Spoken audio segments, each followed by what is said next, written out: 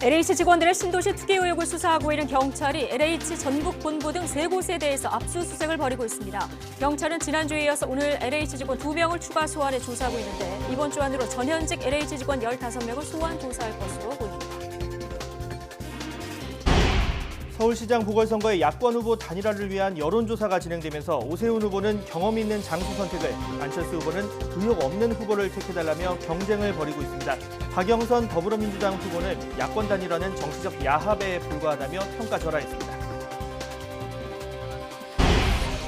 어제 코로나19 신규 환자가 415명으로 집계돼 엿새 연속 400명대에 머무르면서 방역당국의 고민이 깊어지고 있습니다. 확진자 개별 접촉을 통한 감염도 한 달 전보다 12% 높아진 것으로 나타났는데 정부는 오는 26일 사회적 거리 두기 단계를 확정할 계획입니다. 내일부터 요양병원에 있는 65세 이상 입소자와 종사자를 대상으로 아스트라제네카 백신 접종이 시작됩니다. 문재인 대통령도 오는 6월 G7 정상회의 참석을 위해서 내일 아스트라제네카 백신을 공개 접종합니다. 한명숙 전 국무총리 사건과 관련해 검찰 수사팀이 재소자들에게 증언을 강요했다는 의혹의 공소시효가 오늘 끝납니다. 박범계 법무부 장관은 대검찰청이 사건을 다시 무혐의로 결론 내린 데 대해서 오늘 오후 구체적인 입장을 밝힐 계획입니다.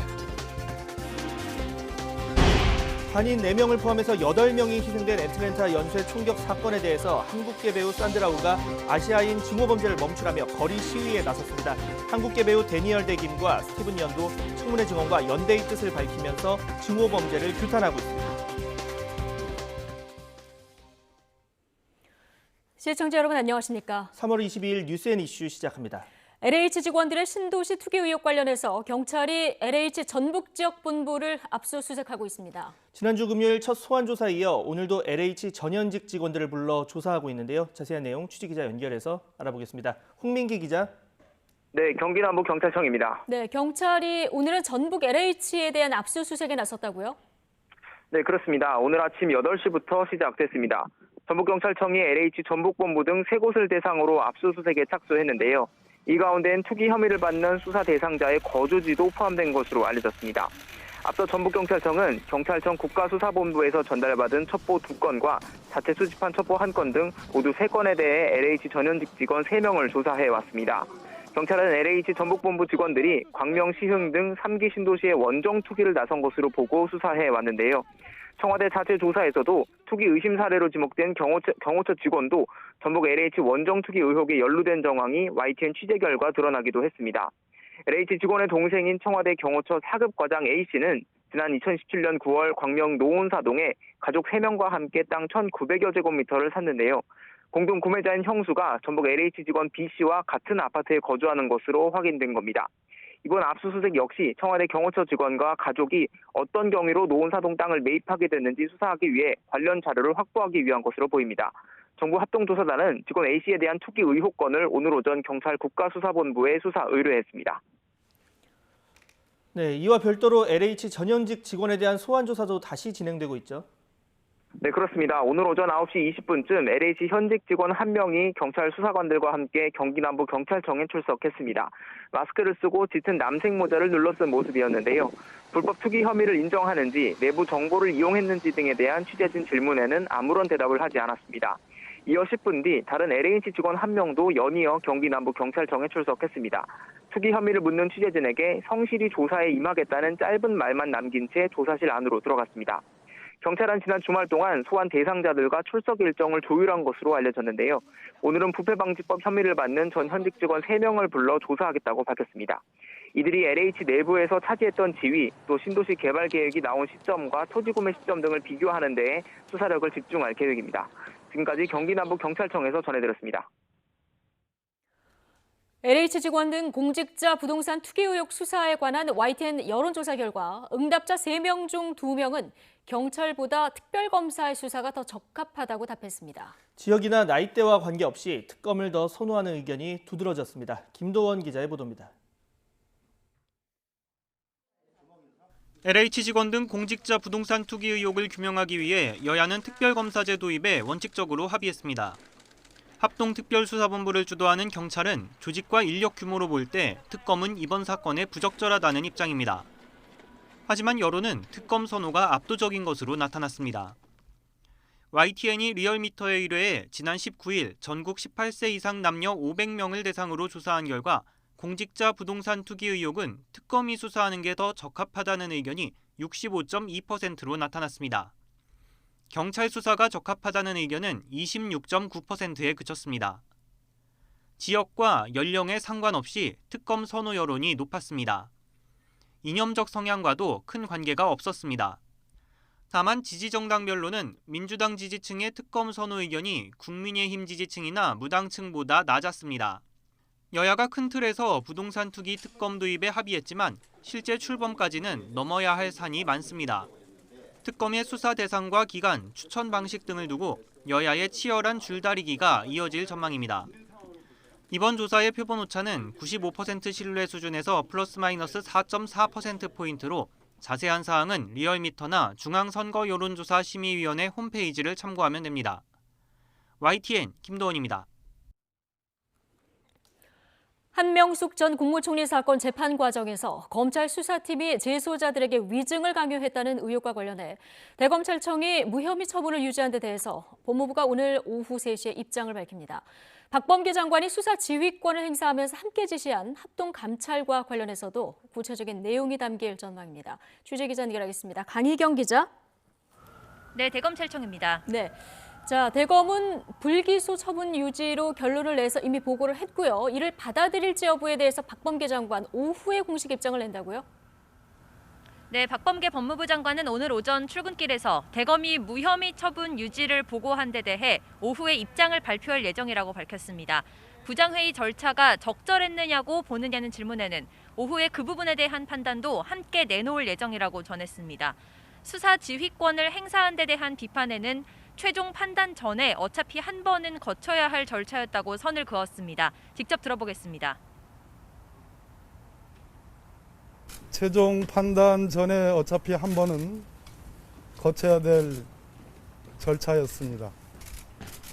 만약에 그러한 지휘를 하지 않았더라면 한번 좀 생각해 보시기 바라고요. 지난 수사 지휘 때와 마찬가지로 박 장관이 직접 나서지는 않고 법무부 검찰국장과 감찰관이 오후 3시에 브리핑을 열 계획입니다. 이번 사안의 핵심은 한명숙 전 국무총리 정치자금법 위반 사건에서 당시 검찰 수사팀이 재소자들에게 한 전 총리에게 불리한 진술을 강요하고 재소자들도 재판에서 위증을 했다는 의혹입니다. 모해 위증 혐의와 모해 위증 교사 혐의 모두 오늘 자정에 공소시효가 완전히 끝나는데요. 공소시효 완성 직전 박범계 법무부 장관이 수사지휘권을 발동했고 대검은 고검장, 부장회의를 거친 뒤에도 기존의 무혐의 처분을 유지해 이를 법무부 장관에게 보고했습니다. 박 장관이 대검 입장을 수용하지 않을 명분이 크지 않아서 모해 위증 교사 혐의에 대한 수사는 오늘로써 종료될 것으로 보입니다. 네, 박범계 장관이 수사 지휘를 하면서 합동감찰도 함께 지시했는데요. 감찰도 조만간 진행될 전망이죠? 네, 수사는 끝났지만 당시의 위법 부당한 수사 관행에 대해선 법무부 감찰관실과 대검 감찰부의 합동 감찰이 남아 있습니다.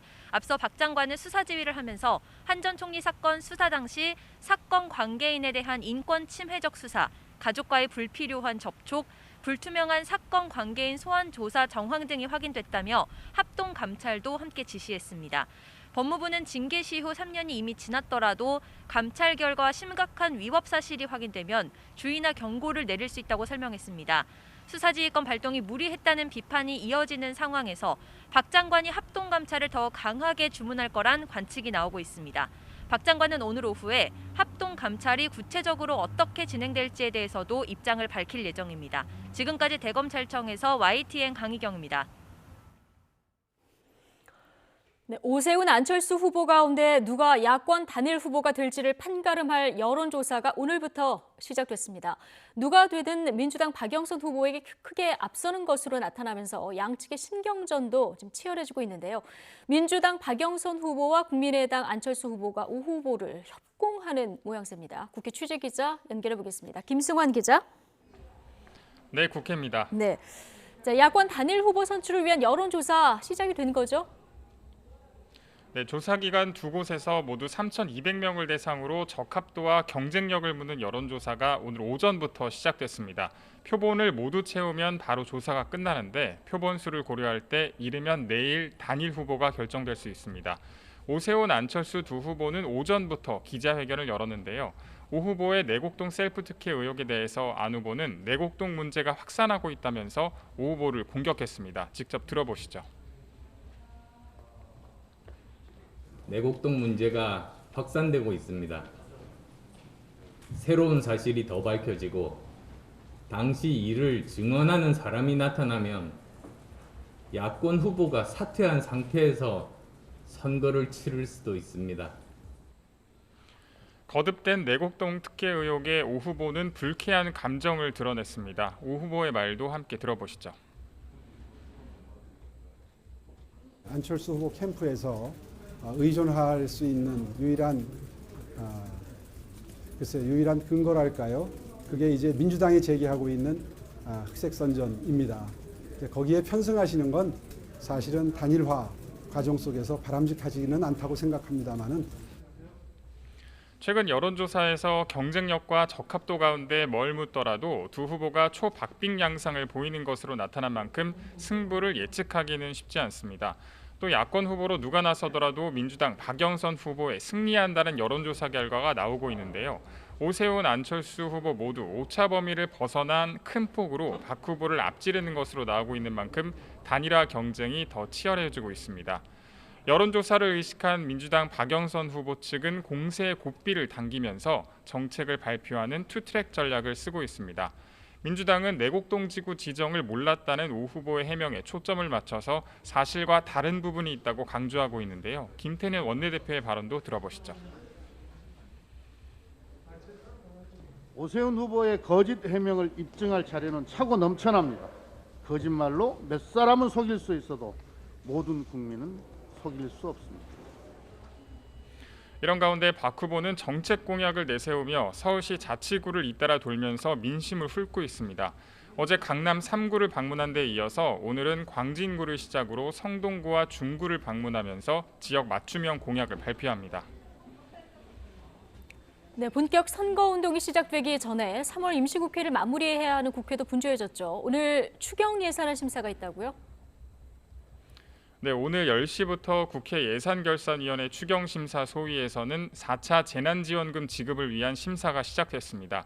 오늘부터 이틀 동안 진행되는데요. 여야가 24일 본회의에서 추경안을 최대한 통과시키기로 합의했지만 양측 간 이견 차이가 커서 진통이 예상됩니다. 더불어민주당은 사각지대를 없애기 위해서 적자 국채 10조 원을 내서라도 증액을 해야 한다는 입장입니다. 반면 국민의힘은 재정 건전성을 우려해서 적자 국채에 반대하고 증액해야 한다면 세금 낭비성 일자리 분야 사업의 대폭 삭감이 선행돼야 한다는 입장입니다. 오후에는 LH 관련 투기 의혹 사태로 재조명되기 시작한 이해충돌 방지법도 논의됩니다. 국회 운영위 소위에서는 국회의원의 이해충돌 방지 의무를 담은 국회법 개정안을, 정무위 소위에서는 공직자 이해충돌 방지법을 논의합니다. 지금까지 국회에서 YTN 김승환입니다. 네, 지금부터는 코로나19 관련 소식 알아봅니다. 어제 하루 신규 확진자는 415명으로 집계됐습니다. 검사 건수가 상대적으로 적은 휴일에도 400명 넘는 확진자가 나온 건데요. 엿새 연속 400명대입니다. 더 자세한 내용 취재기자 연결해서 알아보겠습니다. 신현준 기자. 네, 신현준입니다. 네, 그 전날보다는 40명 넘게 줄었지만 검사 건수 대비로 보면 여전히 안심할 수 없는 상황이라는 분석이죠. 네, 오늘 0시 기준 신규 확진자는 모두 415명입니다. 전날 456명보다 40명 넘게 줄었지만 휴일 검사 건수가 줄어든 영향으로 보입니다. 여전히 지난 17일 이후 엿새째 400명대를 유지하고 있습니다. 유형별로는 국내 발생이 396명, 해외 유입이 19명입니다. 국내 발생을 지역별로 보면 역시 수도권이 많은데요. 서울이 108명, 경기 143명, 인천 10명 등 수도권 신규 환자만 261명입니다. 이 가운데 50명은 수도권 임시선별검사소에서 양성 판정을 받았습니다. 수도권 밖의 지역에서는 경남이 37명으로 가장 많고 부산이 24명, 강원 21명, 대구 14명, 충남 11명, 경북 10명 등입니다. 사망자는 1명 더 늘었고 위중증 환자는 1명 줄어 103명이 됐습니다. 백신 접종 현황도 나왔는데요. 오늘 0시 기준 신규 1차 접종자는 없었지만 일부 누락된 인원이 추가되면서 누적 접종자는 67만 명을 넘었습니다. 2차 접종자는 280명이 늘어 누적 593명입니다. 이상 반응 신고는 17건이 추가됐는데 모두 두통과 발열 같은 가벼운 증상이었습니다. 이런 가운데 오늘 오전에도 방역당국 회의가 있었죠. 어떤 얘기들이 나왔습니까? 네, 오늘 중대본 회의는 전해철 중대본 2차장이 주재했는데요. 엿새 연속 확진자가 400명대를 벗어나지 못하는 상황을 우려했습니다. 그러면서 지난 일주일간 감염 경로를 보면 확진자 개별 접촉을 통한 감염이 전체 감염의 38% 수준으로 한 달 전과 비교해 약 12%가량 높은 수치라고 밝혔습니다.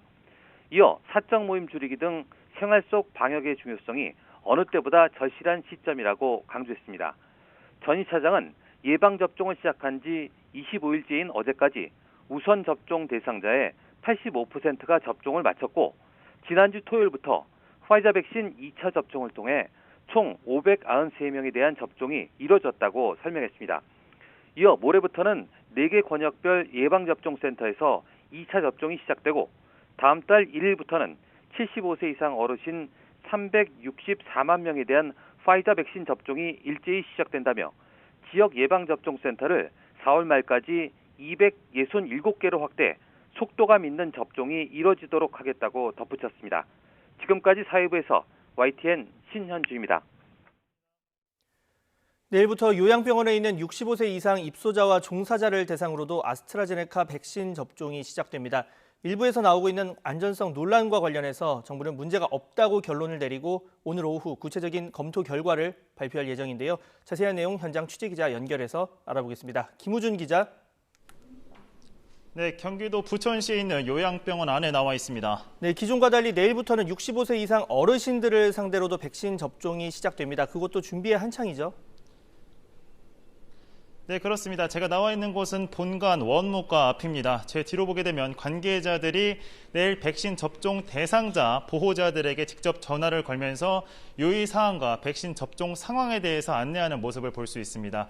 지금 화면에서는 보이지 않지만 이 원무과 안쪽을 보게 되면 냉장고가 하나 있습니다. 그 냉장고 안에는 내일 접종이 될 아스트라제네카 백신이 보관되어 있습니다. 이렇게 백신 접종 하루를 앞두고 병원은 준비에 여념이 없는 상황인데요. 이 병원 책임자와 직접 만나서 이야기 한번 나눠보도록 하겠습니다. 네, 병원 원장님 나와 계십니다. 원장님 안녕하세요. 네, 저는 강원병원 원장 기평석입니다. 네, 원장님 내일 이 백신 65살 이상에 대해서 백신 접종이 시작이 되는데 어떤 것을 중점으로 두고 지금 준비를 하고 계신가요? 지금 1차 접종을 하고 마친 후에 140여 개의 그 바이얼이 있습니다. 지금 그 백신 전용 냉장고에서 안전하게 보관하고 있고요. 추가로 필요한 백신은 내일까지 공급될 예정입니다. 지금 현재 저희 병원에서는 그 보호자들에게 백신에 대해서 안내를 하고 있고 보호자들의 동의를 받고 있는 중이고요. 우리 의료진들은 생길 수 있는 부작용에 대해서 준비를 하고 있습니다. 네, 이제 규모도 궁금할 수밖에 없는데 현재 이곳 병원에서 내일 백신 접종 대상자와 총 동의율은 좀 어떻게 되나요?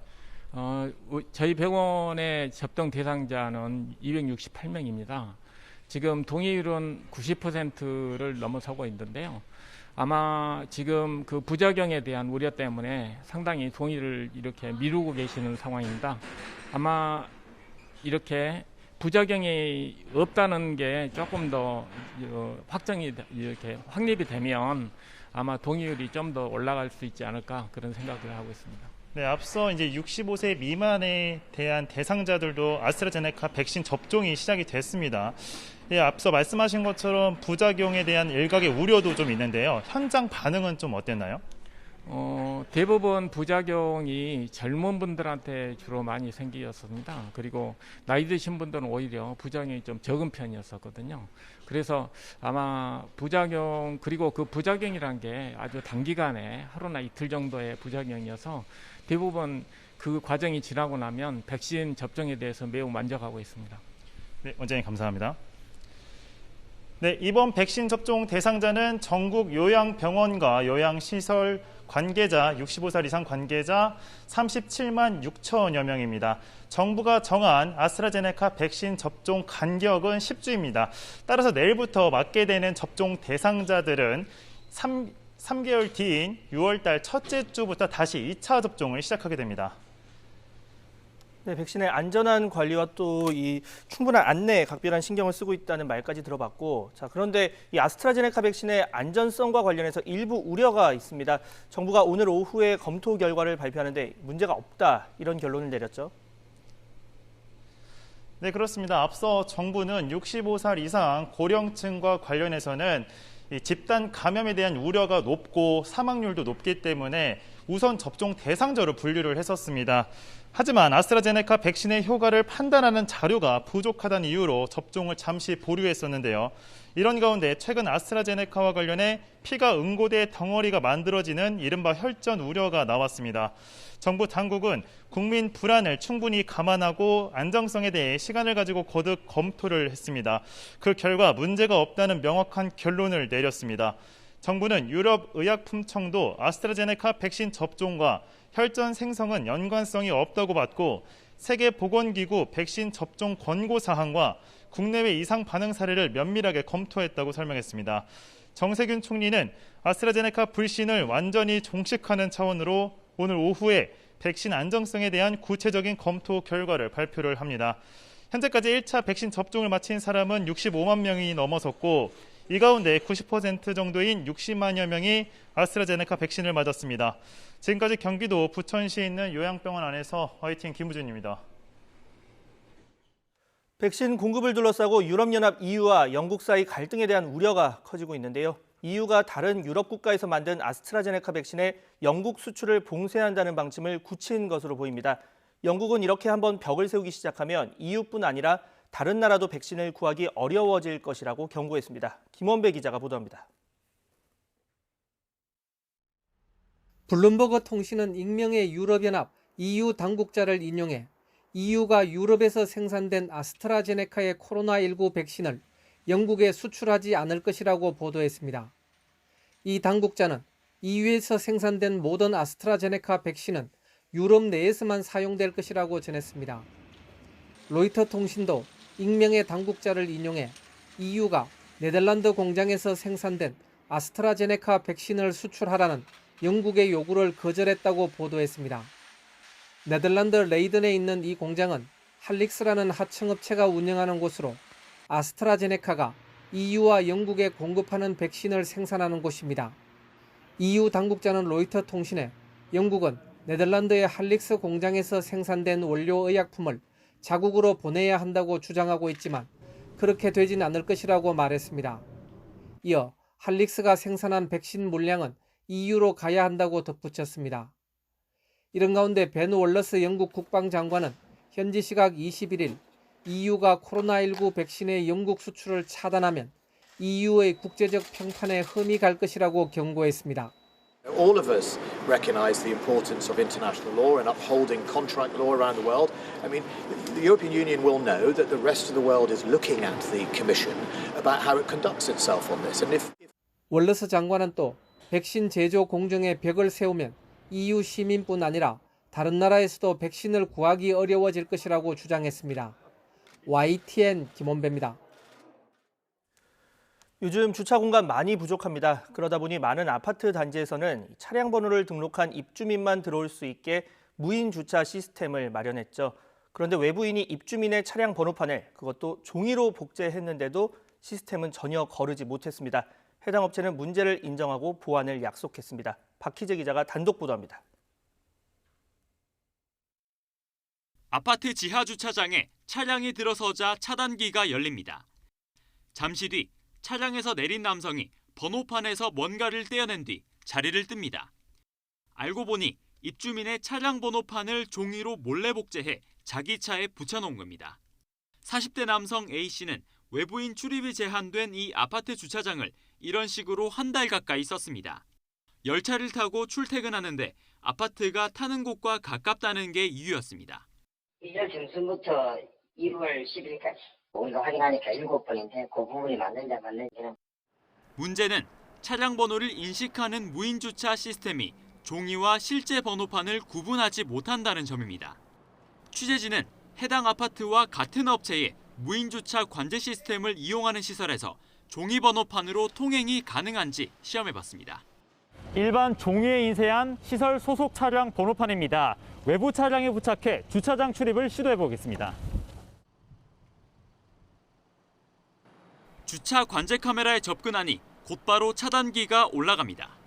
승합차로 등록된 번호판을 복제해 미등록된 소형 SUV에 붙인 건데 무사 통과했습니다.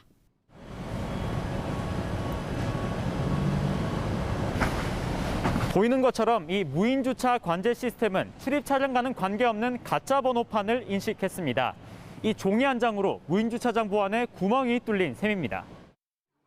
무인 주차 시스템을 개발한 업체는 전국 공항과 아파트, 대형 쇼핑몰에 해당 기기를 납품하고 있습니다. 업계에선 국내 1위 업체라 홍보하면서 장관 표창도 받았습니다. 취재가 시작되자 업체 측은 시스템의 오류를 인정하고 보안 작업에 나서겠다고 밝혔습니다. 이미지로 번호로 다 인식을 하기 때문에 따로 종이인지 번호판인지 구분은 어렵다고 하시고요. 당장은 어렵지만 나중에는 홀로그램을 인식한다든지 그런 방법으로 보완할 수 있을 것 같습니다. YTN 박희재입니다.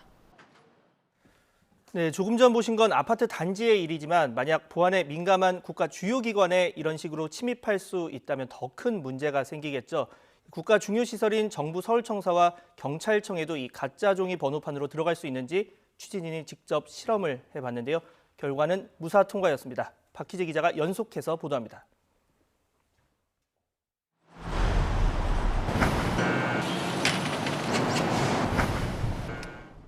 무인 주차 관제 시스템은 기기가 차량 번호를 자동으로 인식해 차단기 개폐 여부를 판단합니다. 그런데 YTN 취재 결과 일부 기기는 이 종이로 만든 가짜 번호판과 또 실제 번호판을 구분하지 못하는 것으로 드러났습니다. 이 취재 차량에 종이 번호판을 부착해 국가 보안시설로 분류된 관공서 주차장 출입을 시도해 보겠습니다.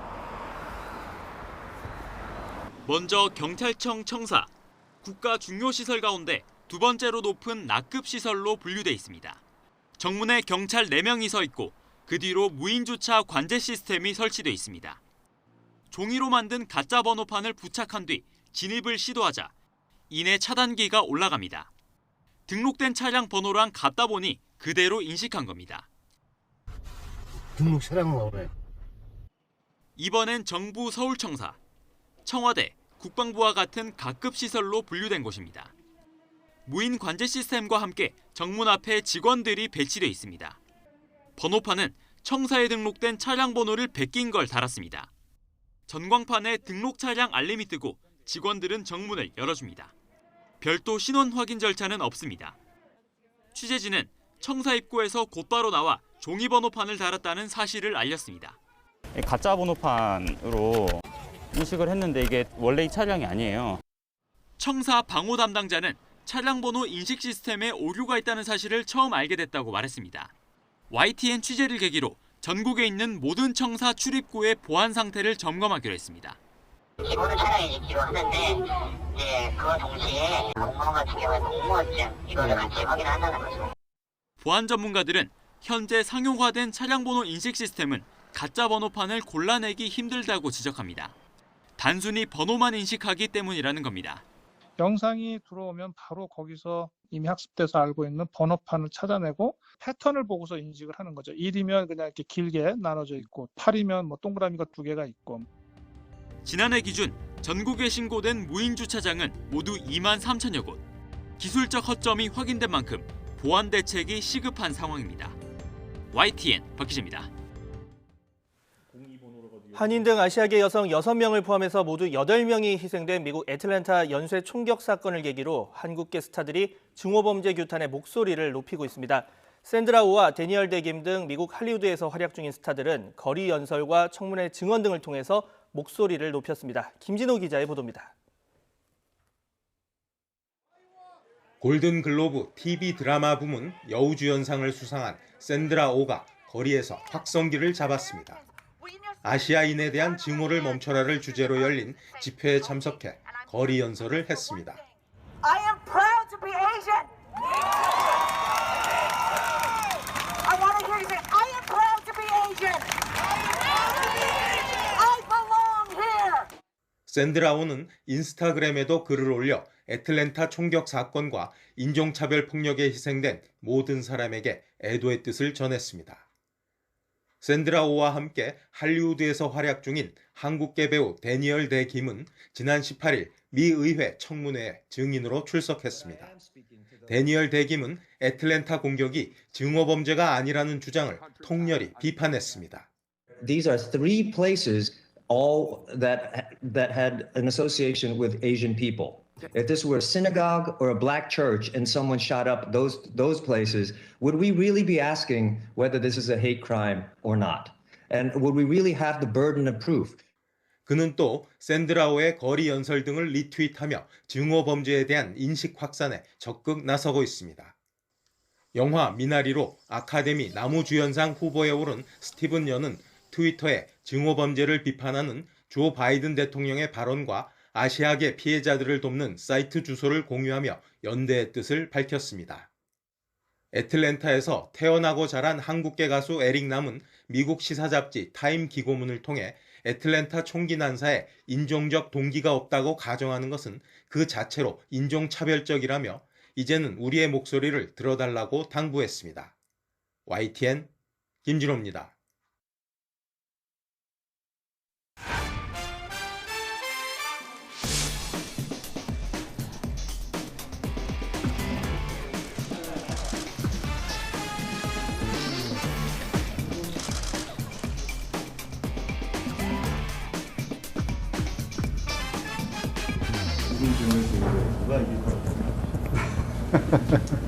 글쎄요, 제가 이기기를 희망합니다.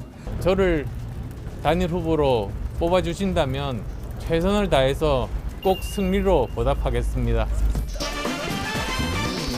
저도 100% 승복하실 건지. 뭐 그러면 1% 승복하고 뭐 10% 승복하고 그런 게 있습니까? 당연히 그 결과에는 어떤 결과가 나오더라도 승복하고. 단일 후보가 결정이 되면 그때부터는 한 캠프, 한 몸이 돼서 그야말로 서로 도우면서 함께 뛰는 관계로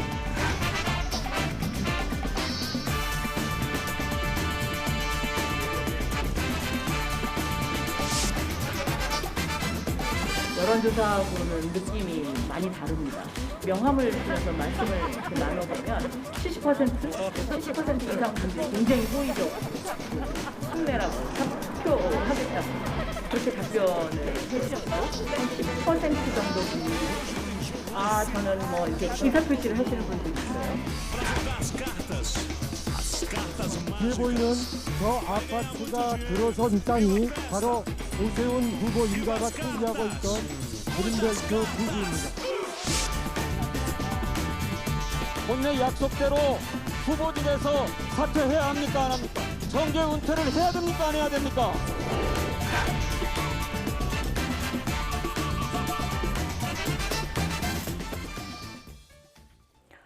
4월 재보궐선거가 이제 16일 앞으로 다가왔습니다. 이번 주부터는 공식 선거운동도 시작되는데요.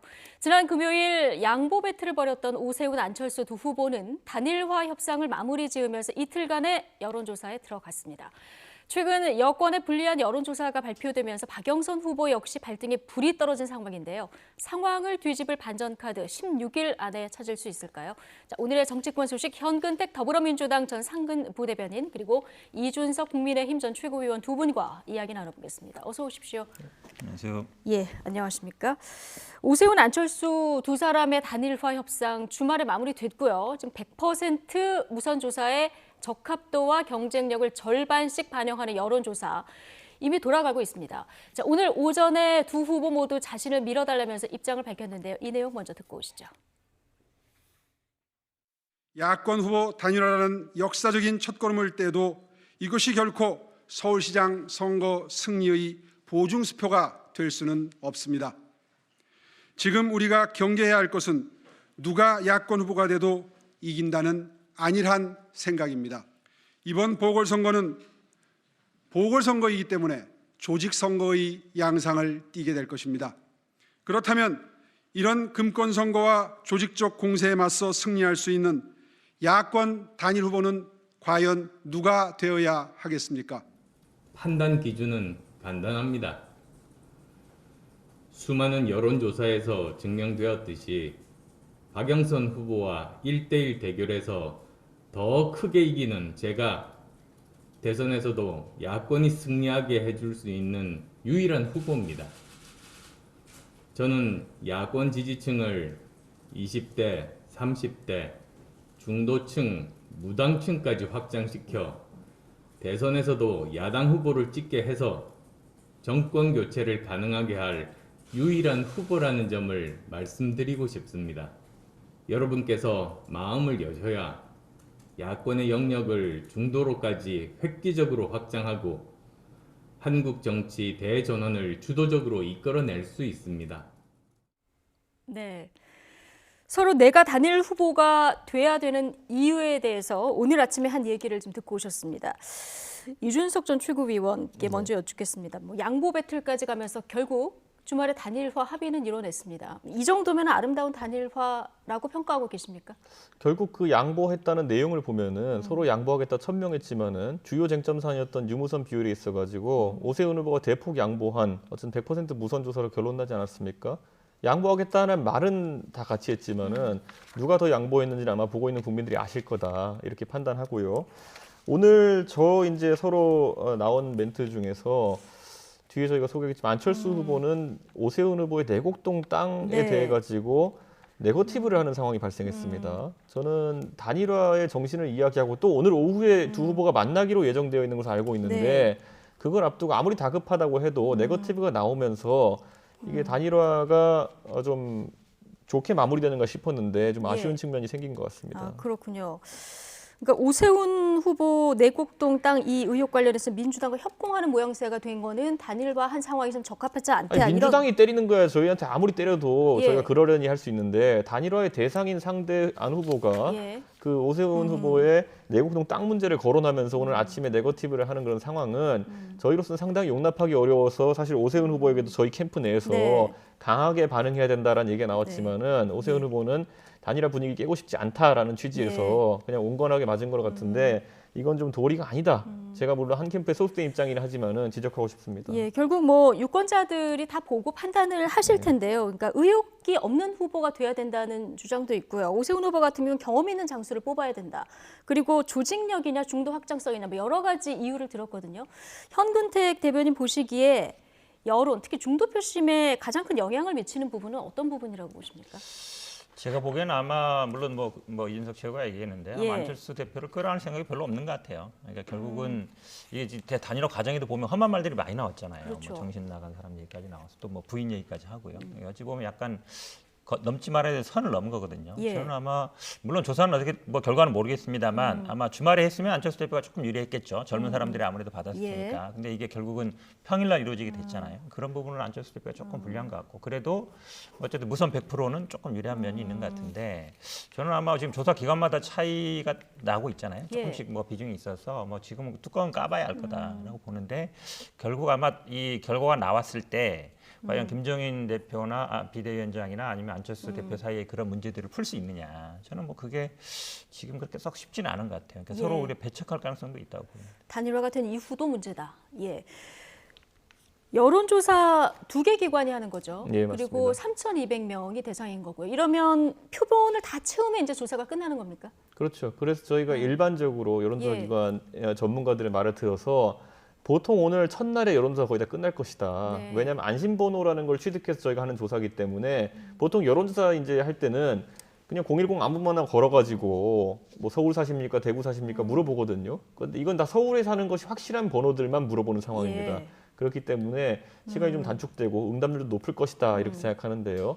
다만 이제 특정 세대, 아까 현 변호사 언급하신 것처럼 2030 세대 중에서 현재 뭐 취업해서 일하는 분들이라든지 이런 분들은 뭐 일하면서 전화 받기가 좀 곤란한 상황이 있을 수 있지 않겠습니까? 그래서 특정 샘플 같은 경우에는 내일까지 계속 그 포집을 해야 될 수 있다. 그 정도의 상황으로 보면 될 것 같고요. 네. 야권 입장에서는 빠르게 이제 후보가 확정되어가지고 시너지 나는 단일화를 했으면 좋겠다는 생각입니다. 예.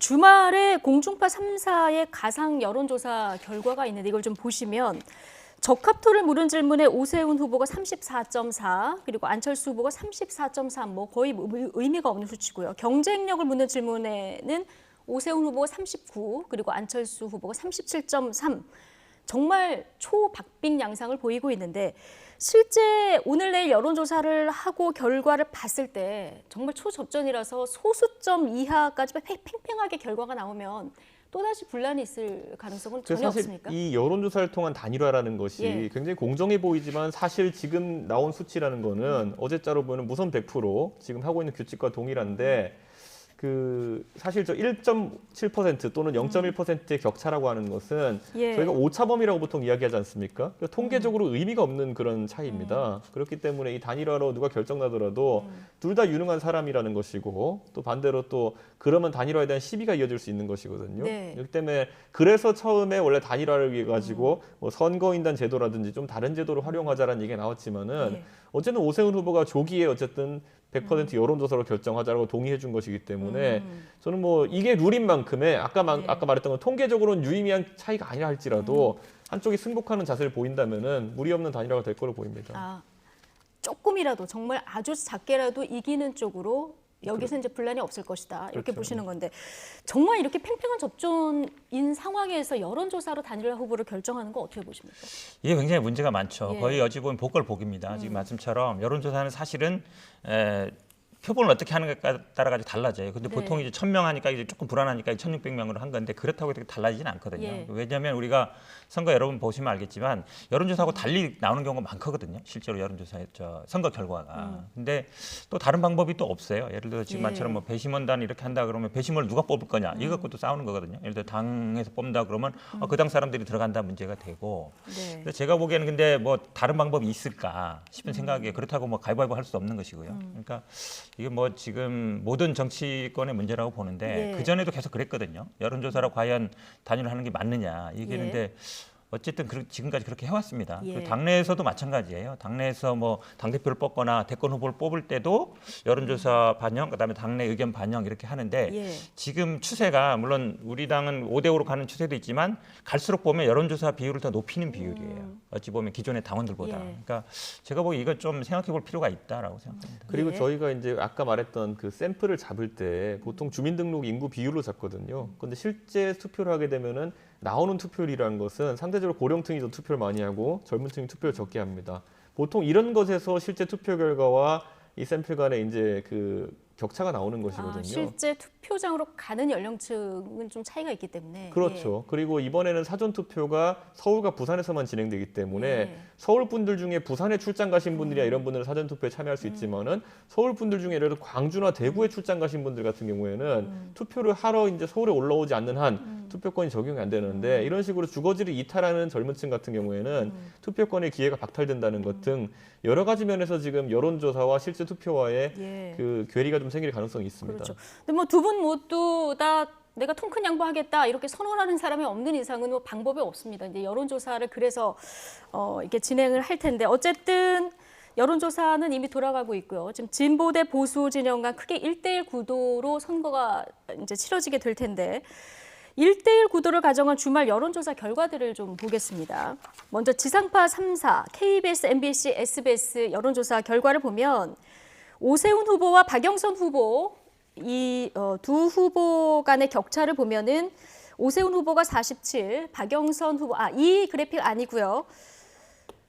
그 진보 대 보수 구도를 좀 보여주시죠. 자, 지상파 3사부터 보면 오세훈 후보가 47%, 그리고 박영선 후보가 30.4%, 16.6%포인트 차고요. 안철수 후보와 양자 대결을 하게 되는 경우도 볼까요? 안철수 후보가 45.9%, 그리고 박 후보가 29.9% 9%. 역시 오차 범위를 넘어서서 크게 앞지르는 결과가 나왔습니다. 계속해서 이제 화면으로 보여드리겠습니다만은 중앙일보 여론조사를 봐도 안철수 후보 수치가 오세훈 후보보다 조금 높을 뿐 공중파 3사하고 비슷한 추이거든요. 결론은 누가 단일화돼도 오차 범위 밖에서 야권 후보가 이긴다 이런 흐름인데, 자 이준석 전 최고위원께 여쭙겠습니다. 오세훈 후보가 이 여론조사 결과 좀 경계해야 된다 오늘 이 얘기했습니다. 근데 어쨌든 지상파 조사 그 결과를 저희가 보면요, 그 조사에서 지금까지 이제 안철수 후보 측이 주장했던 오세훈 후보로 단일화되면은 표의 확장성이 떨어진다라는 것도 입증이 되지 않은 것으로 드러났고요. 반대로 또 그럼 오세훈 후보 측에서 안철수 대표에게 얘기했던 국민의힘 지지층이 그럼 포섭이 안 될 것이다 하는 것도 지금 통계적으로는 전혀 무의미한 주장이 되어버렸습니다. 그렇기 때문에 사실 야권 후보가 누가 되어도 지금 표가 합쳐지는 데는 지장이 없다. 이 정도로 이해할 수 있을 것 같고요. 이런 상황이라 봅니다. 과거에 이제 노회찬 그 의원이 그 당시 야권에서 민주당과 통진당이 여러 가지 차이가 있음에도 불구하고 단일화하는 이유가 뭐냐 이렇게 질문드렸더니만은 아니 원래 한국과 일본이 평소에는 다소 다른 점이 있어서 싸운다 하더라도 외계인과 싸울 때는 힘을 합쳐야 되는 거 아니냐 이런 말씀을 하셨거든요. 그때 그 풍자가 굉장히 좀 널리 알려졌었는데 지금 국민들 입장에서는 특히 서울에서의 민심이라는 거는 민주당의 부동산 정책 실패와 특히 이번에 LH에 관련된 대처 이런 것들을 봤을 때 누가 나오더라도 진짜 민주당에 맞서가지고 하는 후보를 무조건 뽑겠다라는 인식이 형성된 것이 아닐까. 이 정도가 아니면 이렇게 압도적인 수치가 나오기 어렵다. 이렇게 봅니다. 네, 자 어쨌든 겉으로 드러난 지금 여론 흐름상으로는 민주당이 수세에 몰린 건 맞아 보이는데요. 자, 이분의 해석은 조금 다릅니다. 선거의 제왕 이해찬 전 대표의 해석인데요. 한 유튜브 방송에서 이번 선거 거의 이긴 것 같다 확신에 찬 발언을 내놨습니다. 직접 듣고 오시죠. 예, 저는 선거가 아주 어려울 줄 알고 나왔는데 요새 돌아가는 거 보니까 거의 뭐 선거는 이긴 것 같습니다. 터진 사건이기 때문에 그 뭐 받아들일 수밖에 없습니다. 무한 책임은 또 우리가 져야 되는 일이기 때문에 그건 받아들이면서 선거를 치러 나가야 되고요. 그러나 그 오세훈 후보가 될지 안 될지 모르겠지만 그건 자기가 한 일이잖아요. 그건 차원이 다른 겁니다. 자기가 자기 이익을 챙긴 거고 이거는 우리가 관리를 잘못한 일이지 있잖아요. 이것 때문에 위축되거나 그럴 필요는 없다고 생각해요. 예, 선거는 거의 이긴 것 같다. 자, 이런 분석을 내놨고요. 그리고 박영선 후보도 사실 주말 유세 과정에서 이렇게 봤을 때 현장에 가면은 민심이 다르다 이렇게 얘기를 하고 있거든요. 어떻게 보고 계십니까? 지금 뭐 민주당 입장에서 유리할 게 하나도 없는 선거죠. 지금 예. 말씀처럼 뭐 부동산 문제가 최대 이슈인데 또 LH 문제가 있었고요. 또 얼마 전에 피해자 기자회견도 있었고요. 더군다나 지금 모든 언론이 단일화밖에 방송 안 하고 있거든요. 네. 박영선 후보가 어디서 뭐 하는지 언론에 하나도 안 나와요. 뭐 나오긴 나오지만 이제 별로 예. 안 나오죠. 그냥 구색 맞추기 정도밖에 안 나와서 지금 구도상으로는 아마 지금 앞에 여론조사 보면 한 15, 17% 차이가 나는데 우리 민주당 그에 있는 분들은 이 얘기를 많이 합니다. 2010년 한명숙 얘기를 많이 해요. 예. 그 당시 아마 마지막 여론조사인가요? 아마 한 20% 더 차이 났었어요. 그래서 대부분의 뭐 캠프라든지 아니면 선거 운동한 분들이 거의 손을 놓고 있었거든요. 그래서 안 되나 보다 했는데 결국 막판에 0.6%밖에 차이 안 났거든요. 그러니까 실제로 여론조사와 그때 당시 아마 뭐 송영길 의원 그때나 아니면 뭐 최문순이나 다 마찬가지였습니다. 네. 여론조사 이렇게 많이 뒤져 있었거든요. 그러니까 거기에는 뭐 여러 가지 변수는 있다고 봐요. 하지만 저는 아마 이해찬 대표가 말씀하는 건 그런 거예요. 그러니까 이 격차가 벌어진다 해서 선거를 포기하면 안 된다. 더 열심히 해야 된다. 그리고 지금 아마 이낙연 선대위원장도 뭐 현장에서 뛰어야 된다 그러는데 지금 코로나 시대다 보니까 대부분 사람들이 온라인상에만 움직이고 직접 만나기 어렵거든요. 근데 그럴 때일수록 저는 아마 더 만나야 된다고 봐요. 그러니까 후보가 더 다니면서 사람 만나고 민심을 듣고 그게 가장 좋은 선거 운동입니다. 네. 그래서 저는 과거의 사례를 봤을 때 선거가 지금 불리하지 않다. 네. 그리고 아마 단일화가 되고 나면 저도 보는데 아마 1대1 구도가 될 거예요. 그러면 이제 서로 뭐 하는지 보도가 되겠죠. 관심이 갈 겁니다. 네. 공약도 나오고 정책도 나오고. 그러니까 저도 뭐 빨리 단일화 국면이 빨리 끝났으면 좋겠다 이렇게 생각하고 있습니다. 1대1 구도로 실제 이제 막판 선거 그 활동이 이루어지면 뭔가 좀 좁혀질 지지율은 거다, 저는 이렇게 보시는 당연히 거군요. 어쨌든 1대1로 되면요. 예. 어쨌든 뭐 지금 정당 지지를 보면 압니다. 정당 지지율이 조금 민주당이 밀리긴 하지만 또 보면은 뭐 덮치락뒤치락 하거든요. 예. 그리고 기본적으로 뭐 민주당 입장에서는 뭐 구청장이라든지 시도위원들 물론 뭐 직접 선거 운동을 할 수는 없습니다만 기본적인 어떤 조직이 탄탄하다라고 보고 있기 때문에 공중전이 아니라 어쨌든 이제 뭐 지상전으로 가면 네. 불리하지 않다고 봐서 저는 예. 뭐 단일화 국면이 끝나면 그 다음은 아마 박영선 대 단일 후보가 네. 계속 아마 논쟁을 하게 될 거예요. 예. 뭐 그러면 뭐 안철수가 된다 그러면 아마 토론을 안 할 수는 없거든요 이제는. 예. 토론은 왜냐하면 뭐 일단 선관위에서 하게 돼 있고 방송 하게 돼 있으니까 몇 번 해야 됩니다. 그리고 만약에 지금은 별 이슈가 안 되는데 이제 예. 오세훈 후보가 된다 그러면 아마 사퇴 문제가 저는 아마 극복하기 쉽지 않은 문제라고 봐요. 사퇴했다가 왜 하려고 하느냐 이 문제가 끊임없이 나올 거기 때문에 저는 뭐 1대1 구도로 가면 상황은 달라질 수 있다 보고 있습니다. 네, 어쨌든 이해찬 전 대표가 지금 전면 등장해서 지원을 하고 있는 이런 상황인데 지난 총선 때도 이제 승리로 이끈 당시의 당 대표이기 때문에 이 발언 어떻게 보고 계십니까? 저는 뭐 선택적 기억을 하면 그렇게 된다. 아까 2010년 한명숙 그 선거를 생각하면서 그렇게 말씀하신 분도 있겠지만은 2006년에 오세훈 시장이 처음 시장이 되었을 때 그때 이제 상대 후보가 강금실 전 장관이었습니다. 네. 그때 지금과 아주 상황이 비슷합니다. 대통령은 민주당에서 하고 있었고 그 다음에 부동산 정책의 대실패로 인해 가지고 서울 민심이 확 돌아선 상황에서 2006년에 강금실 장관이 나섰는데 그때 선거 결과를 보면은 오세훈 그 시장이 6대3으로 이겼습니다.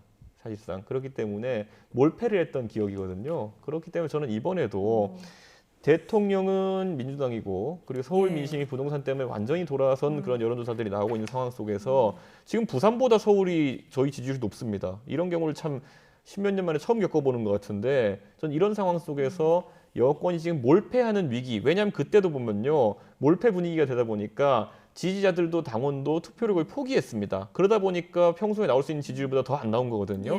근데 그 당시에도 그래가지고 그것이 정권의 레임덕으로까지 이어지게 되면서 노무현 정부는 실패한 정부로 끝나게 되었습니다. 그런 것처럼 지금도 문재인 정부가 만약에 이번 서울시장 보궐선거에서 민주당이 패하는 상황을 맞이하더라도 몇 대 몇으로 지느냐까지도 굉장히 중요한 상황이기 때문에 그 이해찬 대표 입장에서는 당연히 지지층들에게 투표를 포기하면 안 되고 선거에 더 적극적으로 임하라는 메시지를 보인 것으로 정도 보이지 저는 지금 나오는 수치들 저희도 당내 여론조사들 하고 있고 하지만은 민주당도 분명히 그런 조사를 돌리고 세부 조사를 하고 있을 텐데 이해찬 대표가 그런 상황을 모르고 발언한 것은 아닐 것이다 이렇게 생각합니다. 지지층의 결집하라 이런 메시지로 보면 된다 이렇게 해석을 해주셨고요.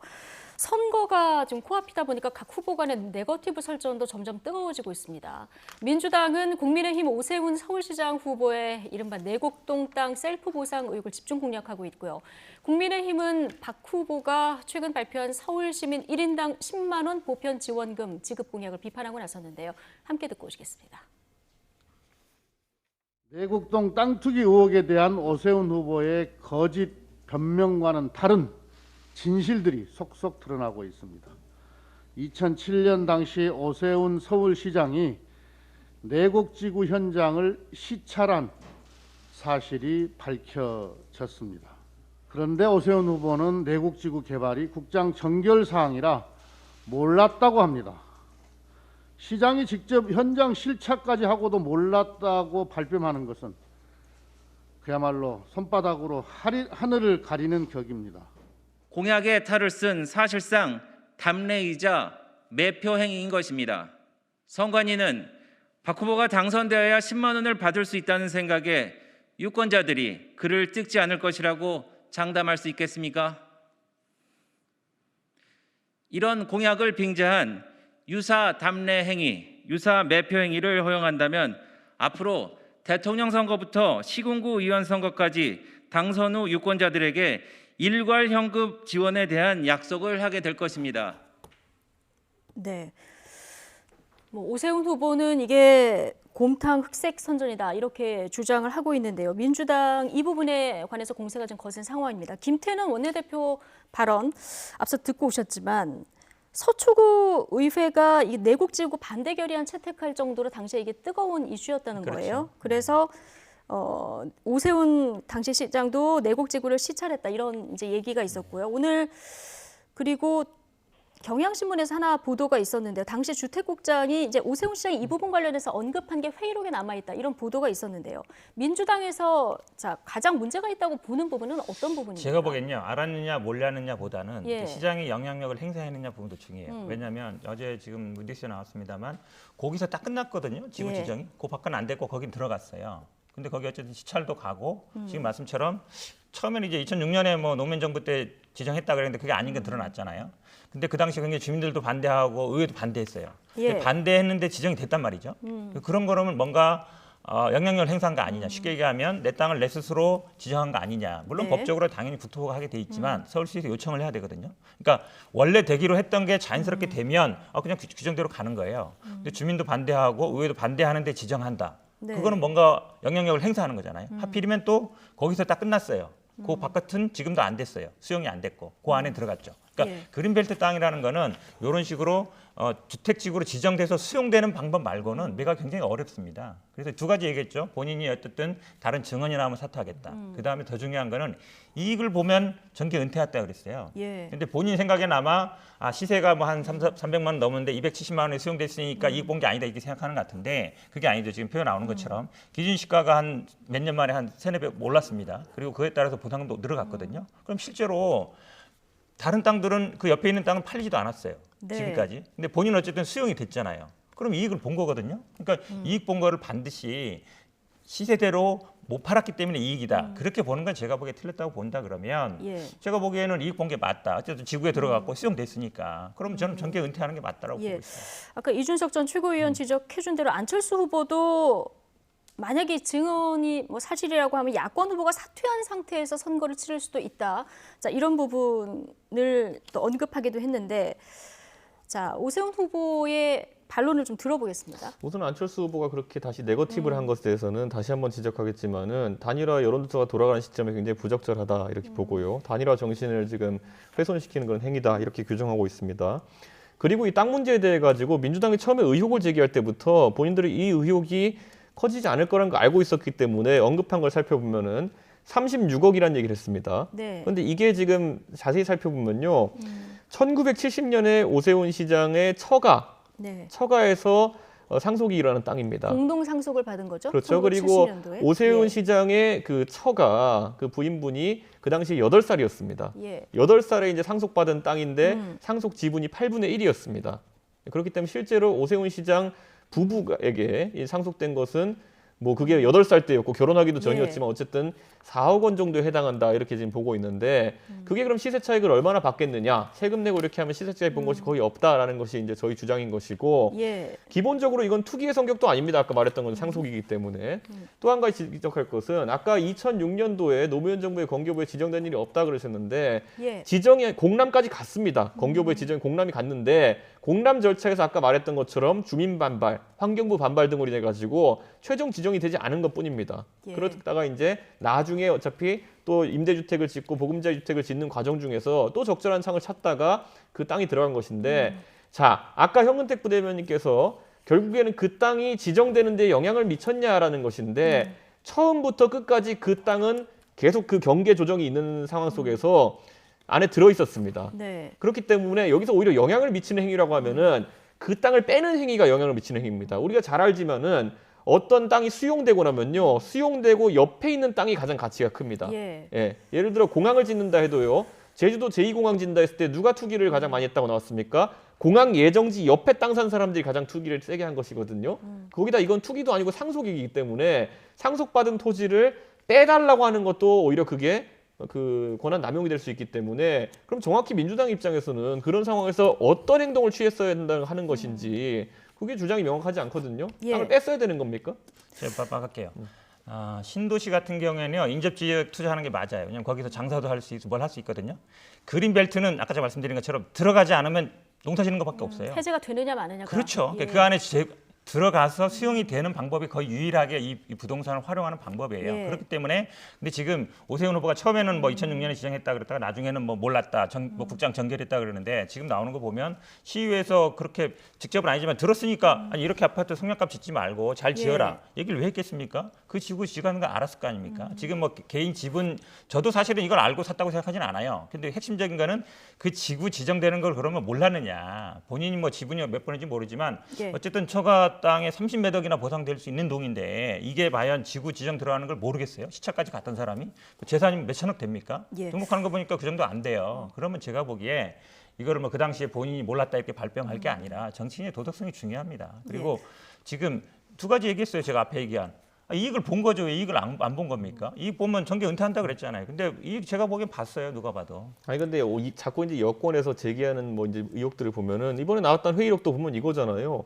결국 지구가 지정돼가지고 이걸 개발한다고 했을 때 산 밑에 성냥가 아파트를 지으면 되느냐, 다른 형식으로 지어야 되는 거 아니냐. 예. 이거는요 주택 형식에 대한 것이지, 예를 들어 수용된 내 땅이 수용됐다고 하면요, 수용된 다음에 거기다 뭘 지을지 무슨 알바입니까? 그거는 거기에서 어떤 이익이 30억 넘 땅에 발생합니까? 현장 시찰 가는데 거기에 내 땅이 들어간지 안 들어간지 몰라요. 예, 그게 알겠습니다. 상식적으로 말이 지금 됩니까?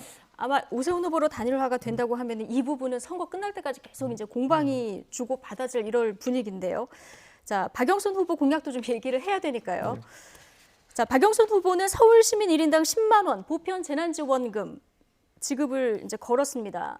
야당에서는 지난 총선 때도 그렇고 매표 행위다 이런 비판이 나오고 있는데 어떻게 보십니까? 뭐 저는 경기도에 사니까 받았습니다. 지난번에. 예. 경기도랑 아마 울산이 아마 10만 원씩 광역으로 준 것 같고요. 기초단체는 더 많습니다. 경기도도 많고 많은데요.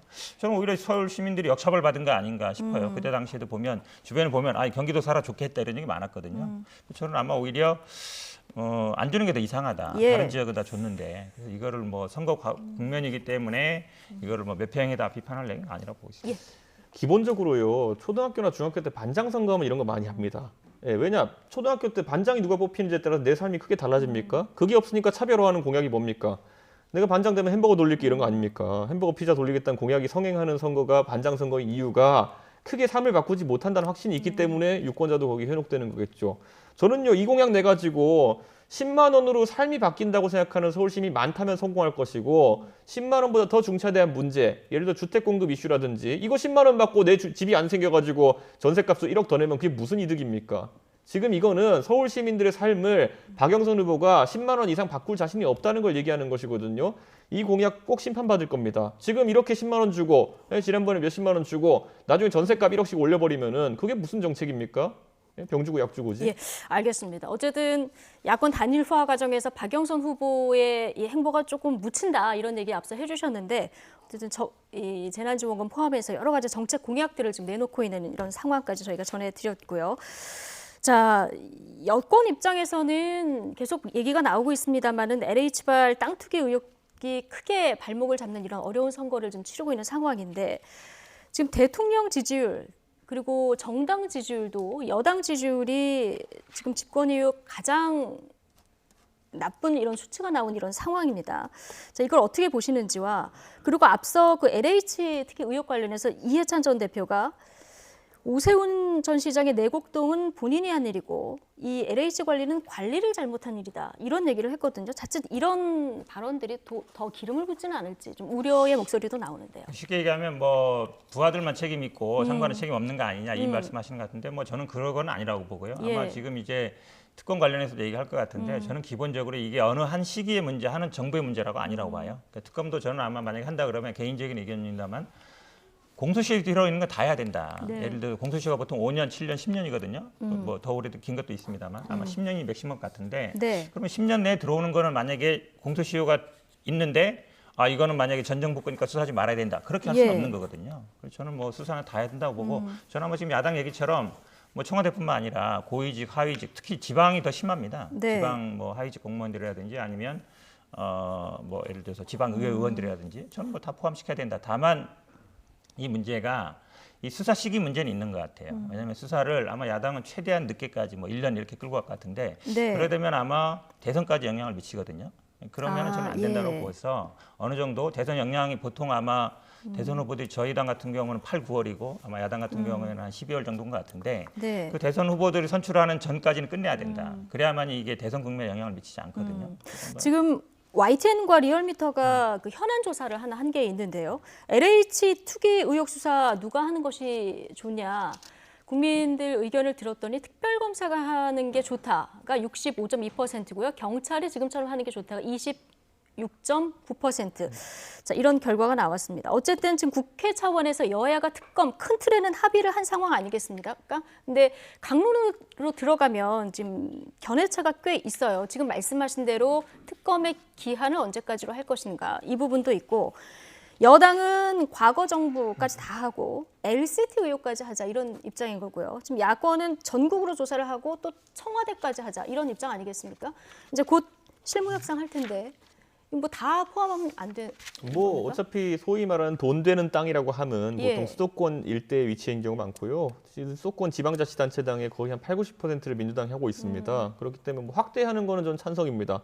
갈 키로 긁으면 민주당이 몇 배로 많이 걸릴 테니까요. 근데 어쨌든 할 수 있는 것부터 해야 되는 거거든요. 예. LH 의혹에 대해서 시작된 것인데 LH 과연 그러면은 본인들이 했던 그 셀프 조사로 다 국민들의 의혹이 해소됐다 보십니까? 저는 그렇다면은 범위를 정해가지고 이렇게 해야 되는데 계속 펼쳐가지고 이렇게 학창 시절에도 공부 못한 애들 보면은 문제집 펼쳐가지고 딱 1, 2단원만 공부하고 또 덮고 나중에 또 다시 공부한다 그러면 1, 2단원만 펼치고 덮고 나중에 그러면요 수학을 집합과 명제는 되게 잘하고 나머지는 하나도 못해요. 이 표현은 조금 너무 넘친 비유 같습니다. 아니 저는 진짜 끝까지 하나의 승부를 보고 그 다음 단계, 그 다음 문제집 넘어가야 되는데 지금 계속 1, 2단원만 펼쳐가지고 공부하고 있는 이런 상황이기 때문에 저는 LH 의혹부터 빨리 승부를 보고요.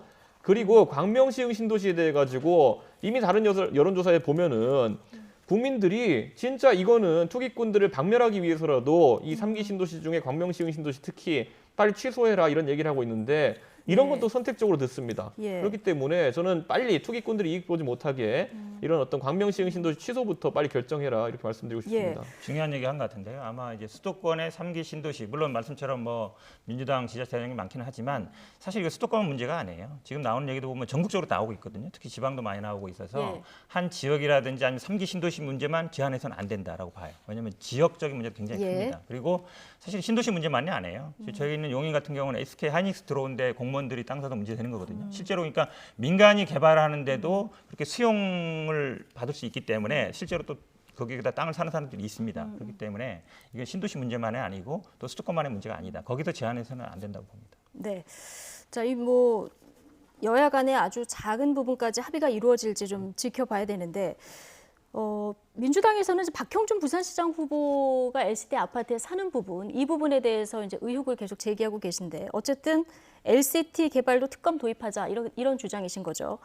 근데 지금 여러 가지 LCT 의혹을 제기함에도 불구하고 좀 박형준 후보가 큰 표차로 좀 앞서가고 있는 상황이에요. 어떻게 보고 계십니까? 일단 부산에서 뭐 일단 민주당 지지가 많이 좀 떨어지는 것 같고요. 예. 그다음에 지금 이게 아마 어찌 보면 큰 이슈가 안 되는 것 같은데 그동안 이제 검찰이 수사를 했을 때 이게 제대로 못했습니다. 그리고 이제 이거를 특검하자 말자는 제가 보기에는 아까 말씀처럼 이게 2015년 일이에요. 예. 그럼 이제 7년짜리 만약에 공소시효가 나오면 공소시효가 남은 겁니다. 그럼 당연히 들어가야죠. 그러니까 뭐 예를 들어서 2015년 건 빼고 아니면 예를 들어서 뭐 부산 건 빼고 이렇게 해서는 안 되거든요. 그러니까 이게 부동산 투기 문제가 한 정부의 문제라든지 한 지역의 문제가 아니다. 이번 기회에 아마 대대적으로 해서 이게 바꾸고 아마 제가 보기에는 뭐 예를 들어서 토지 공개념을 뭐 헌법에 넣자는 말까지 있기 때문에 근본적으로 바꾸지 않으면 다시 언제든지 재발될 수 있는 문제입니다. 그렇기 때문에 어느 지역 어느 사람 아니면 어떤 정부 이 기간을 제한할 필요가 없다라고 보고 있습니다. 두 분 말씀 들어보면은 특검 금방 뭐 합의가 될 것도 같은데요. 좀 지켜보도록 하고요.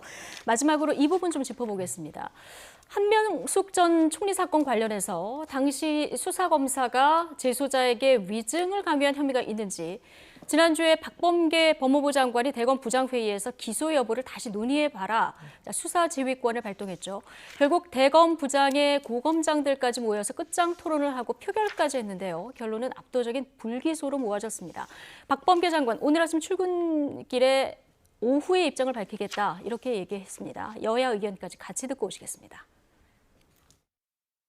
제가 지휘한 내용이 다시 판단해보라였으니까 거기에 대해서 대검의 보고가 있었습니다.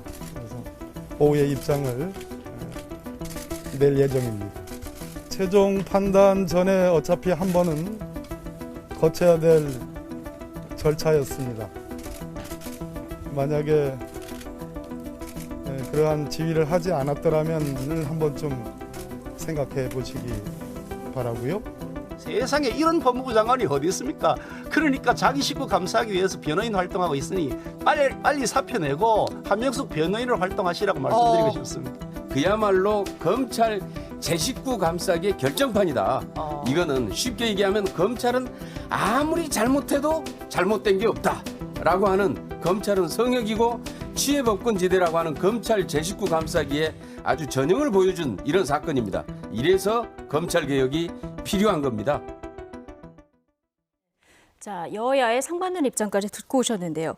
자, 이 사건 지난 5일에 대검에서 이미 혐의 없음으로 사건이 종결됐고요. 박범계 장관이 다시 한번 논의해봐라 수사 지휘를 발동을 해서 금요일에 논의가 있었습니다. 결국은 표결까지 갔는데 입증할 증거가 부족하다. 그래서 불기소 결론이 났습니다. 대검의 입장은 정해졌고 이 보고도 이루어졌는데 박범계 장관 오후에 입장을 밝힌다고 하거든요. 수용할까요? 뭐 지금은 수용할 수밖에 없는 분위기인 것 같고요. 예. 근데 이게 자꾸 언론 보도에서는 마치 박범계 장관이 뭐 기소하라는 취지로 한 것 같지만 그건 아니고요. 아마 검찰이 재검토한다 해서 기소 의견 내지 않을 거는 누구든지 예상할 수 있는 상황이에요. 예. 왜냐하면 검찰이 뭐 본인 스스로 그거를 할 리가 없잖아요. 문제의 핵심은 이걸 자꾸 한명수 구하기 이렇게 가는데 그게 아니고 예. 검찰의 이 잘못된 수사 관행을 이번 기회에 고쳐야 된다. 여기에 핵심이에요. 예. 왜냐하면 검찰에서는 돈 줬다고 했다가 법원에 나와서 안 줬다 그랬거든요. 한 번은 지금 돌아가셨기 때문에 사실은 재심도 어렵습니다. 어려운데 그걸 뒤집기 위해서 거기 수감자들 3명 중에 어쨌든 계속 뭐 해서 이거를 만들어낸 거거든요. 그중에 뭐 2명이 증인 나와서 했기 때문에 이런 수사는 하지 말아야 된다. 예. 잘못된 수사 관행이다. 바꿔야 된다. 예. 여기에 관점이 있는 거예요. 예. 그렇다 본다 그러면 뭐 지금 감찰 시효는 지났다고 합니다만 이때 수사를 어떻게 했는지 낱낱이 밝힐 필요가 있다. 그리고 왜냐하면 감찰은 이제 별도로 진행이 저는 아마 되겠죠? 진행될 가능성이 있다고 봅니다. 예. 왜 그러냐면 이 당시에 수사했던 분들이나 이런 분들이 어떻게 수사를 했는지 이런 것들이 잘 안 드러나 있어요. 예. 그러면 예를 들어 몇 번을 소환했고 어떤 식으로 했고 근데 이분들이 지금 3명 그때 했습니다만 2명은 증인 나갔고 2명이 이제 자기는 약간 그 위증을 교사받았다 했는데 그중에 또 1명은 진술을 번복했거든요. 예. 뭐 이분들을 자꾸 뭐 사기꾼 이러지만 사실은 뭐 처벌할 때도 이런 사람들의 진술을 또 근거로 합니다. 그러니까 사기꾼이냐 아니냐라고 얘기할 건 아니고요. 저는 네. 근데 이 사람들이 아마 어떻게 수사받았는지 그거는 제가 밝힐 필요가 있다. 예. 왜냐하면 이렇게 해야만이 그다음에 다시 이런 어떤 수사 관행이 없어질 수 있기 때문에 저는 이번 기회에 이걸 좀 바로잡을 필요가 있다고 보고 예. 있습니다. 자, 야권에서는 이 대검 부장회의 결론에 대해서 제19 감싸기 결정판이다. 이런 비판 앞서 듣고 오셨습니다. 어떻게 보십니까? 저는 그냥 기본적으로 이 사건은요. 박범계 장관이 수사 지휘하면서 뭐라 그랬습니까? 임은정 검사의 이야기를 들어볼 필요가 있다. 이렇게 얘기했잖아요. 그래서 이야기 들으러 갔어요. 그 예. 이야기 들으러 갔고 불렀고 그리고 그 당시 수사검사들에게 질문할 기회 줬어요. 그럼 질문 안 했잖아요. 네. 못한 겁니까? 안 한 겁니까? 저는 그거 보면은 그냥 결론 난 겁니다. 임은정 검사가 지금까지 질문하고 뭔가 캐낼 수 있는 기회를 얻지 못해가지고 검찰이 은폐했던 것처럼 얘기했는데 네. 멍석 깔았더니만 아무 말 안 했잖아요. 그러니까 저는 이 상황에서 제발 이제 문재인 정부의 법무부 장관들 똑같은 실수를 반복하지 마라. 첫 번째, 범죄 혐의로 기소되거나 재판 중이거나 수감 중인 사람들의 이야기를 들어가지고 검찰을 공격하고 그리고 그 안에서 검찰 내부에서 상당히 소수 의견을 받아들여가지고 그 사람들로 인해 가지고 다른 검찰 구성원을 공격하게 하는 행위. 우리 한동훈 검사 때 보지 않았습니까? 근데 정진훈 부장검사는 어쩌다가 아주 이렇게 무리한 수사를 하다가 독직 폭행 혐의로 본인이 재판받는 상황까지 이르렀습니까? 예. 지금 임은정 검사도 대단한 연구를 했다고 본인이 주장했지만은 정작 당사자와 마주친 상황에서 질문을 제대로 못하지 않았습니까? 전 이렇다고 한다면은 제발 더 이상 대한민국의 검찰을 흔들기 위해 가지고 뭐 수감된 분이라든지 아니면 검찰 내에 굉장한 소수 의견을 가진 분들 이런 사람들의 입장을 과대표해 가지고 법무부 장관이 수사지휘권을 발동해서 평지풍파를 일으키지는 않았으면 좋겠습니다. 예. 아마 오후 3시에 박범계 장관의 입장이 나올 텐데요. 검찰국장이 입장을 아마 내놓을 것 같습니다. 오후 3시에 입장이 나오는 대로 저희가 또 전해드리도록 하겠습니다. 오늘의 정치권 소식 현근택 더불어민주당 전 상근 부대변인 그리고 이준석 국민의힘 전 최고위원 두 분과 이야기 나눠봤습니다. 고맙습니다.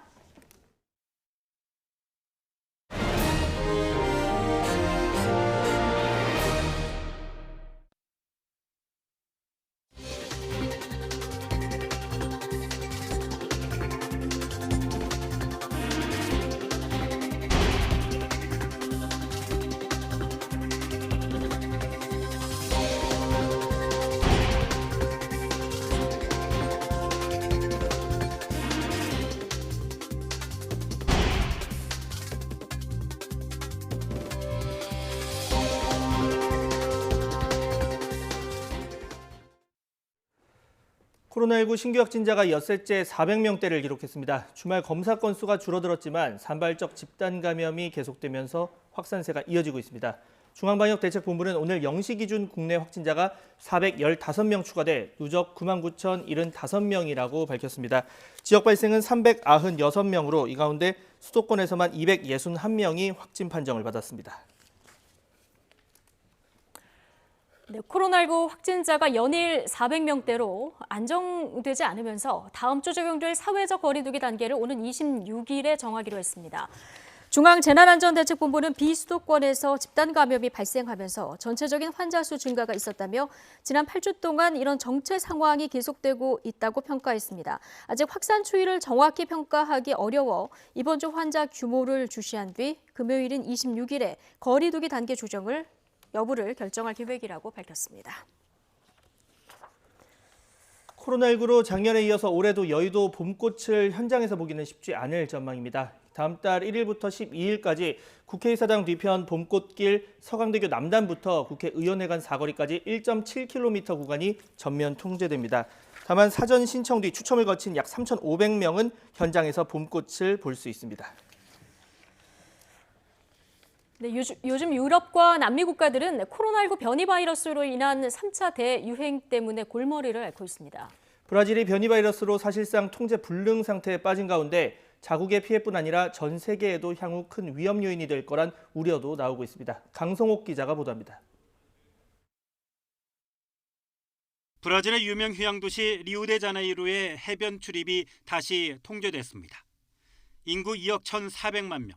남미의 대국 브라질은 사실상 코로나19 통제 불능 상태에 빠졌다는 평가가 나오고 있습니다.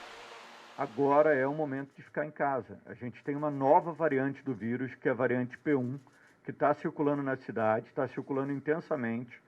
Tem uma nova variante que pode ser mais grave do que a variante anterior. 월드오미터에 따르면 현지 시간 21일 기준 브라질의 누적 확진자 수는 1,200만 명, 사망자는 30만 명에 육박했습니다. 최근 일주일 새 하루 신규 확진자도 9만 명 안팎에 달했습니다. 하루 사망자는 지난 16일 2,800여 명으로 최다 기록을 세운 뒤 닷새 연속 2,000명대를 이어가고 있습니다. P1으로 불리는 브라질발 변이 바이러스는 전파력과 중증도가 기존의 코로나 바이러스보다 훨씬 강력한 것으로 관측되고 있습니다. 이 변이 바이러스는 브라질을 넘어 인근 국가로도 급속하게 확산되고 있습니다.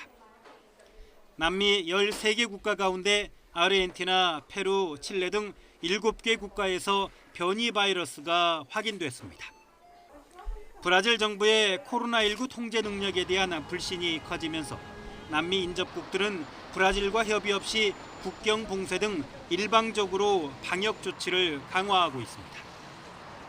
세계보건기구 WHO는 브라질의 코로나19 상황이 중남미 지역뿐만 아니라 전 세계를 위협할 가능성이 크다고 경고했습니다. YTN 강성욱입니다. 네, 내일부터 만 65세 이상 요양병원과 요양시설, 또 입원 입소자와 종사자에 대한 아스트라제네카 백신 접종이 시작됩니다.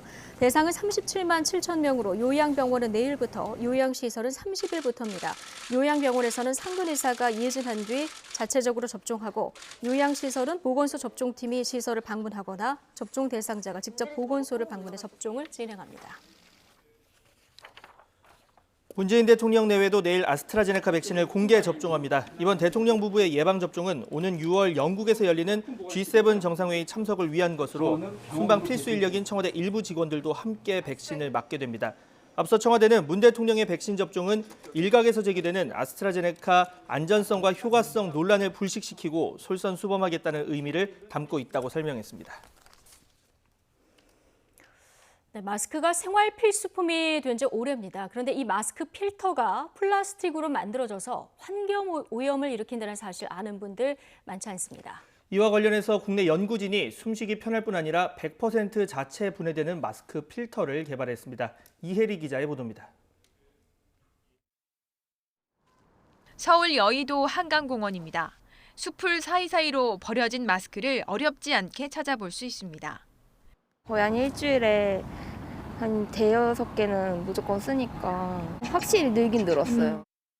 마스크는 필수 용품이 될 텐데 어떤 식으로 그 마스크를 처분을 할지 그런 걱정도 좀 했습니다. 실제 우리나라에서 소비되는 마스크는 하루 약 2천만 개, 1년으로 계산하면 무려 73억 개에 달합니다. 문제는 마스크의 생명인 필터가 플라스틱으로 만들어지지만 감염 가능성 때문에 분리수거가 되지 않는다는 점입니다. 소각이나 매립을 해야 하는데 환경오염을 피할 수 없습니다. 국내 연구진이 대안을 찾았습니다. 생분해되는 플라스틱 소재로 마스크 필터를 만든 겁니다. 특정 효소를 사용하면 6시간 만에, 실제 토양에서는 28일 만에 완전 분해됩니다. 천연 비료에 우리 마스크 필터를 넣었더니 풍부한 미생물에 의해 28일 이내에 완전히 분해되었습니다. 숨쉬기는 더 편해졌습니다. 필터를 제작할 때 기존 제품보다 구멍을 더 크게 만들었기 때문입니다. 하지만 양극의 성질을 띠는 천연물질 키토산으로 필터를 코팅함으로써 음극인 바이러스가 잘 달라붙도록 해 필터 성능은 그대로 유지했습니다. 기존에 사용하고 있는 멜트블론 방식의 필터에도 적용이 가능할 것으로 생각되고 있어서 현재 기업들과 대량 생산 연구를 검토 중에 있습니다. 키토산 필터는 빨아도 성능이 유지되기 때문에 마스크 재사용도 가능합니다. 연구팀은 필터 외에도 마스크 고무줄과 철사 등도 생분해되는 소재로 개발하기 위해 추가 연구에도 나설 계획입니다. YTN 사이언스 이혜리입니다. 네, 올림픽의 저주라는 말이 있습니다. 올림픽을 연 도시가 빚더미에 오르거나 심하면 국가 차원의 경제 불황이 뒤따르는 경우인데요. 1976년 올림픽을 개최한 캐나다 몬트리올이 대표적입니다. 중앙정부의 부족한 지원, 그리고 올림픽 바로 직전에 있었던 이 테러 문제로 보안에 큰 비용을 들여야 했습니다. 올림픽 개최 30년이 지난 뒤에야 모든 빚을 갚을 수 있었습니다. 네, 아직 열리지도 않았지만 도쿄 역시 올림픽의 저주 가능성이 언급되고 있습니다. 전 세계적으로 코로나 유행으로 대회를 취소하느니 차라리 해외 관중을 안 받겠다는 결정을 내리면서 빚더미 우려가 현실화한 겁니다. We have to ask for the understanding there also of everybody for these difficult decisions, respecting this priority of the safety of the Olympic Games. 네, 올림픽은 전 세계인 화합의 장입니다. 과거에는 개최 효과가 대단했죠. 잘만 치르면 각종 유무형 이익을 기대할 수 있었는데요. 지난 1988년 서울올림픽, 앞서 구소련과 미국에서 열린 올림픽이 냉전으로 반쪽 올림픽이라는 오명을 얻었기에 화합이라는 상징성이 더 컸습니다. 이 외국인 관광객도 크게 늘었습니다.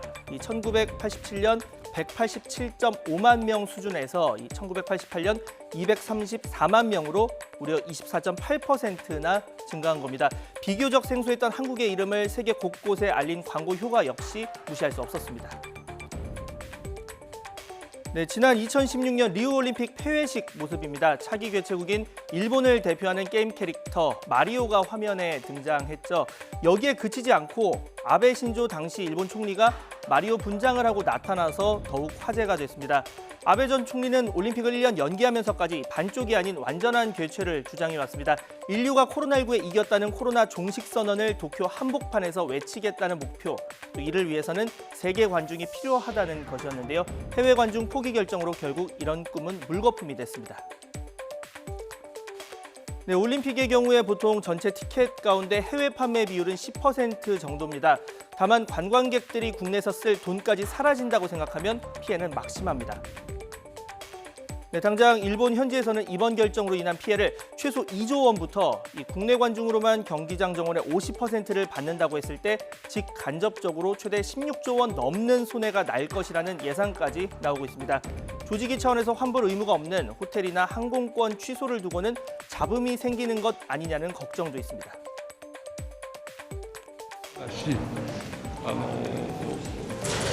首都圏はリバウンドの起こる可能性が極めて高い。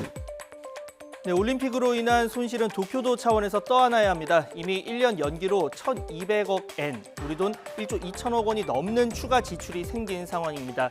해외 관중 포기로 방역에 대한 우려가 상대적으로 줄어든 건 일부 긍정적인 요인이지만 15,000여 명에 달하는 선수의 대회 관계자, 취재진에 대한 방역 역시 큰 과제입니다. 일본 정부는 도쿄올림픽을 통해서 경제 부흥 그리고 후쿠시마 원전 극복 그리고 코로나 극복을 목표로 내세웠습니다. 외국인 관광객들이 들어오지 않았기 때문에 그 홍보 효과는 굉장히 미흡하게 될 가능성이 커졌습니다. 목표에는 3분의 1 정도밖에 달성할 수 없는 올림픽이 될 것이 아닌가. 오는 25일 시작되는 성화 봉송을 앞두고 코로나 긴급 조치를 해제하는 등 분위기 띄우기에 나서보지만 올림픽으로 정권을 부양한다는 스가 총리의 전략에 차질이 생긴 상황은 분명해 보이는데요. 비대면 올림픽도 감동을 줄 수 있고 즐길 수 있다. 또 코로나 속 국제 이벤트의 새로운 계기를 마련했다는 반응을 이끌어낼 수 있도록 철저히 준비하는 게 그나마 지금으로는 최선의 시나리오라는 관측입니다.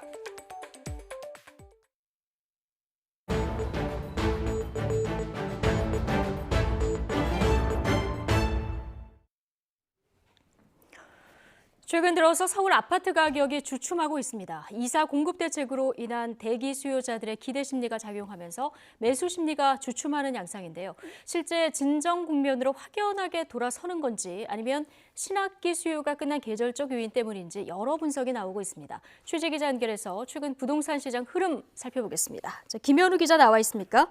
네, 경제부입니다. 예, 자 서울 아파트 일부 단지에서 실거래 가격이 다소 주춤하는 분위기가 있던데요. 실제 어떻습니까? 네, 우선 그래픽 잠시 보면서 설명드리도록 하겠습니다. 네. 대표적인 재건축 단지죠. 서울 대치동의 은마 아파트를 보면 전용 면적 84제곱미터가 최근 1억 원 이상 내려간 가격에 거래됐습니다. 한동안 신고가 행렬을 이어가던 청담동의 한 아파트도 무려 3억 5천만 원이나 낮은 가격에 실거래됐습니다. 최근 이런 실거래가 하락 행렬은 강남만의 현상은 아닌데요. 이번 달 들어 용산구와 성동구 등에서도 종전보다 가격이 하락한 실거래가 이루어졌습니다. 수치로 다시 설명드리면 직전 거래보다 가격이 하락한 상태에서 거래된 건수는 지난 1월 18%, 2월 25%로 늘어났고 이번 달에는 39% 가까이 증가하는 추세를 보이고 있습니다. 네, 이런 흐름을 가지고 서울 아파트 값이 진정 국면에 들어갔다. 집값 하락이 본격화된다. 이렇게 볼 수 있을까요? 네, 최근 들어 서울 아파트 가격 상승세가 진정세를 보이는 건 분명한 사실입니다. 우선 83만 호를 공급하겠다는 지난 이사 공급 대책으로 청약 대기 수요자들의 기대감이 높아진 걸 볼 수 있습니다. 여기에다 주택담보대출의 금리가 상승하고 공시가격 인상에 따른 세 부담이 가시화하면서 매수자 우위 시장으로 변하고 있다는 걸 감지할 수 있습니다. 지난해 집값이 더 오를지 모른다는 불안감에서 이미 집을 산 사람들이 많고요. 장기 상승에 따른 피로감까지 겹치다 보니까 올 들어서는 신규 매수세가 관망세로 접어든 게 네, 그렇다고 현재 시점에서 단정적으로 예단하기는 좀 이른 감이 있어 보입니다. 우선 계절적 요인인 신학기철이 끝나면서 주요 학군 지역의 수요가 줄었습니다. 이 때문에 이들 지역을 중심으로 매물이 쌓이면서 다소 소강 상태로 접어든 상태입니다. 특히 종부세 산정 시한인 6월 1일을 앞두고 다주택자들이 절세 수단으로 본격적인 매물 정리에 들어갈지 여부도 집값 진정세 굳히기에 변수가 될 전망입니다. 예. 자, 전세값은 어떤지 이 부분도 궁금한데요. 지금 최근 서울 아파트 전세값도 조금 주춤하는 양상입니까? 네, 그렇습니다. 지난해 8월부터 시작된 세임대차법 시행 이후 전세난이 극심했는데요. 최근에는 오름폭이 계속 축소되는 양상을 보이고 있습니다. 한국부동산원 통계를 보면 지난주 서울 전세값은 전주보다 상승폭을 줄였습니다. 지난 9개월여 만에 가장 낮은 폭의 상승률을 나타냈습니다. 특히 서울의 인기 학군 지역을 중심으로 매물이 쌓이면서 가격 안정세가 뚜렷한 상황입니다. 하지만 최근 이런 상황이 전세 시장이 완전한 안전 국면으로 접어들었다고 보기에는 다소 무리가 있다는 분석도 나오고 있습니다. 이미 계약을 했기 때문에 학군 수요가 끝난 상황이고 그래서 통상 3월은 전세 시장 비수기로 꼽히고 있습니다. 또 하나의 요인은 바로 선거인데요. 다음 달 서울시장 재보궐선거를 앞두고 부동산 정책 변화를 예상하는 매도자의 경우 관망세로 돌아선 것도 영향을 미치는 것으로 보입니다. 또 일부에서는 지난해 전세값이 너무 많이 오른 상황에서 일부 조정 국면에 접어든 것이라는 분석도 나오고 있습니다. 네, LH 관련 얘기도 좀 해보겠습니다. LH 직원들의 땅 투기 의혹으로 한 달째 지금 국민들의 분노가 식지 않고 있는 이런 상황인데요. 성과급을 삭감한다, 이런 내용이 있죠. 네, 그렇습니다. 현재 LH 사태 재발 방지 대책이 범정부 차원에서 논의 중인데요. 방안 가운데 하나가 이번 땅 투기 의혹처럼 큰 비위가 발생하면 임직원 전체가 성과급을 못 받도록 하는 방안이 정부 내에서 검토 중인 것으로 전해졌습니다. LH 직원들은 공기업 경영평가에 따른 성과급으로 2017년 700여만 원, 2018년에는 890만 원 가량을, 2019년에는 1000만 원 가까이 받았습니다. LH가 3년 연속 공기업 경영평가 종합 등급에서 최고 등급인 A등급을 받았기 때문인데요. 그런데 이 경영평가 내용을 한 단계만 자세히 들여다보면 의아한 점을 발견할 수 있습니다. 이번 LH 땅 투기 사건과 같은 비위 행위 등을 평가하는 윤리경영 부문의 배점이 100점 만점에 3점에 불과합니다. 이런 이유로 LH는 지난해에도 윤리경영 부문에서 최하위 등급인 D등급을 받았지만 종합등급에서 A등급을 받을 수 있었던 겁니다. 이 때문에 정부에서는 이런 점을 보완하기 위해서 윤리경영이나 공공성 등에 대한 배점을 높이는 방안을 검토 중입니다. 지금까지 경제부에서 전해드렸습니다. 네, 최근 전국에 있는 주차장에는 관리하는 사람 없이도 기계가 스스로 차량을 관리하는 무인 주차 관제 시스템 많이 설치되어 있습니다. 그런데 이 시스템이 종이로 만든 투박한 가짜 번호판도 실제 번호판처럼 인식하는 것으로 드러났는데요. 어떻게 된 일인지 이 내용 보도한 취재기자와 함께 자세히 살펴보겠습니다. 자, 박희재 기자, 어서 오세요. 네, 어서 오십시오. 가짜 번호판도 인식하는 시스템, 화면 보고도 좀 믿을 수가 없던데 이 취재의 시작을 보면 가짜 번호판으로 무인 주차장을 몰래 이용하다가 적발된 사례가 실제로 있었다면서요. 네, 그렇습니다. 저희가 취재 과정에서 확인을 하게 됐는데 지난 2월 초에 한 아파트 단지에서 있었던 사건입니다. 예. 이 지하 주차장을 한 외부인이 몰래 이용을 하다가 적발이 된 건데요. 발견된 과정을 잠깐 한번 살펴보면 최근 일부 아파트에선 별도 애플리케이션 서비스를 이용해서 이 등록된 차량으로 이 주차장을 출입할 때 연동해둔 이 미리 문자 서비스를 이렇게 입주민에게 알려주는 그런 서비스를 이용을 하고 있습니다. 예. 그런데 한 입주민이 본인이 주차장을 출입을 하지도 않았는데 계속해서 이렇게 알림이 뜬 겁니다. 누군가 주차장으로 들어가고 있다. 그렇게 해서 이상해서 해당 주차장에 있는 이 CCTV를 한번 돌려보니 처음 본 차량에 이 자신의 번호판을 건 이 차량이 주차장으로 진입하는 모습을 발견할 수 있었고 또 주차장 내부로 진입한 차량에서 내린 사람도 일면식이 없는 남성이었습니다. 영상을 보면 이 남성이 이 자신의 차량 번호판에서 무언가를 떼어내 자신의 차량 안에 넣는데 갑자기 다른 번호판이 차량에 나타납니다. 한 입주민의 번호판을 종이에다가 몰래 복제해서 걸고 다닌 겁니다. 결국에 경찰 신고로 이루어져서 이 조사도 이루어졌는데 알고 보니 이 직장이 먼 곳에 있는 남성이 열차를 이용해야 하는데 마침 이 아파트 근처에 열차를 타는 곳이 있어 이 입주민 번호판을 몰래 복제했다는 겁니다. 범행 기간은 지난 1월 중순부터 2월 초중순까지 한 달 가까이 되는데 이 과정에서 의문이 든 건 어떻게 이렇게 가짜 번호판을 달고도 수차례나 이 무인 주차기기를 통과할 수 있었느냐 했습니다. 예. 특히 이곳 같은 경우는 이미 등록된 차량이 주차장에 들어와 있어도 이중 입차가 가능했던 것으로 파악됐는데요. 여기서 여러 의문점이 생겨서 이 취재를 시작해보게 됐습니다. 예. 그러니까 이 사람은 무료 환승 주차장처럼 일종의 이용을 한 거고, 자, 가짜 번호판으로 이제 이득을 봤으니까 이제 경찰 수사가 진행이 되겠고요. 자, 실제로 박 기자가 실험도 해봤다고요? 네, 그렇습니다. 실제로 다른 무인 주차 기기에서도 이렇게 가짜 번호판을 인식하는지 저희가 실험을 해봤는데요. 예. 먼저 실험을 위해 저희가 직접 제작한 번호판 먼저 보여드리겠습니다. 예. 네, 이렇게 2개의 번호판을 실제로 만들어 봤습니다.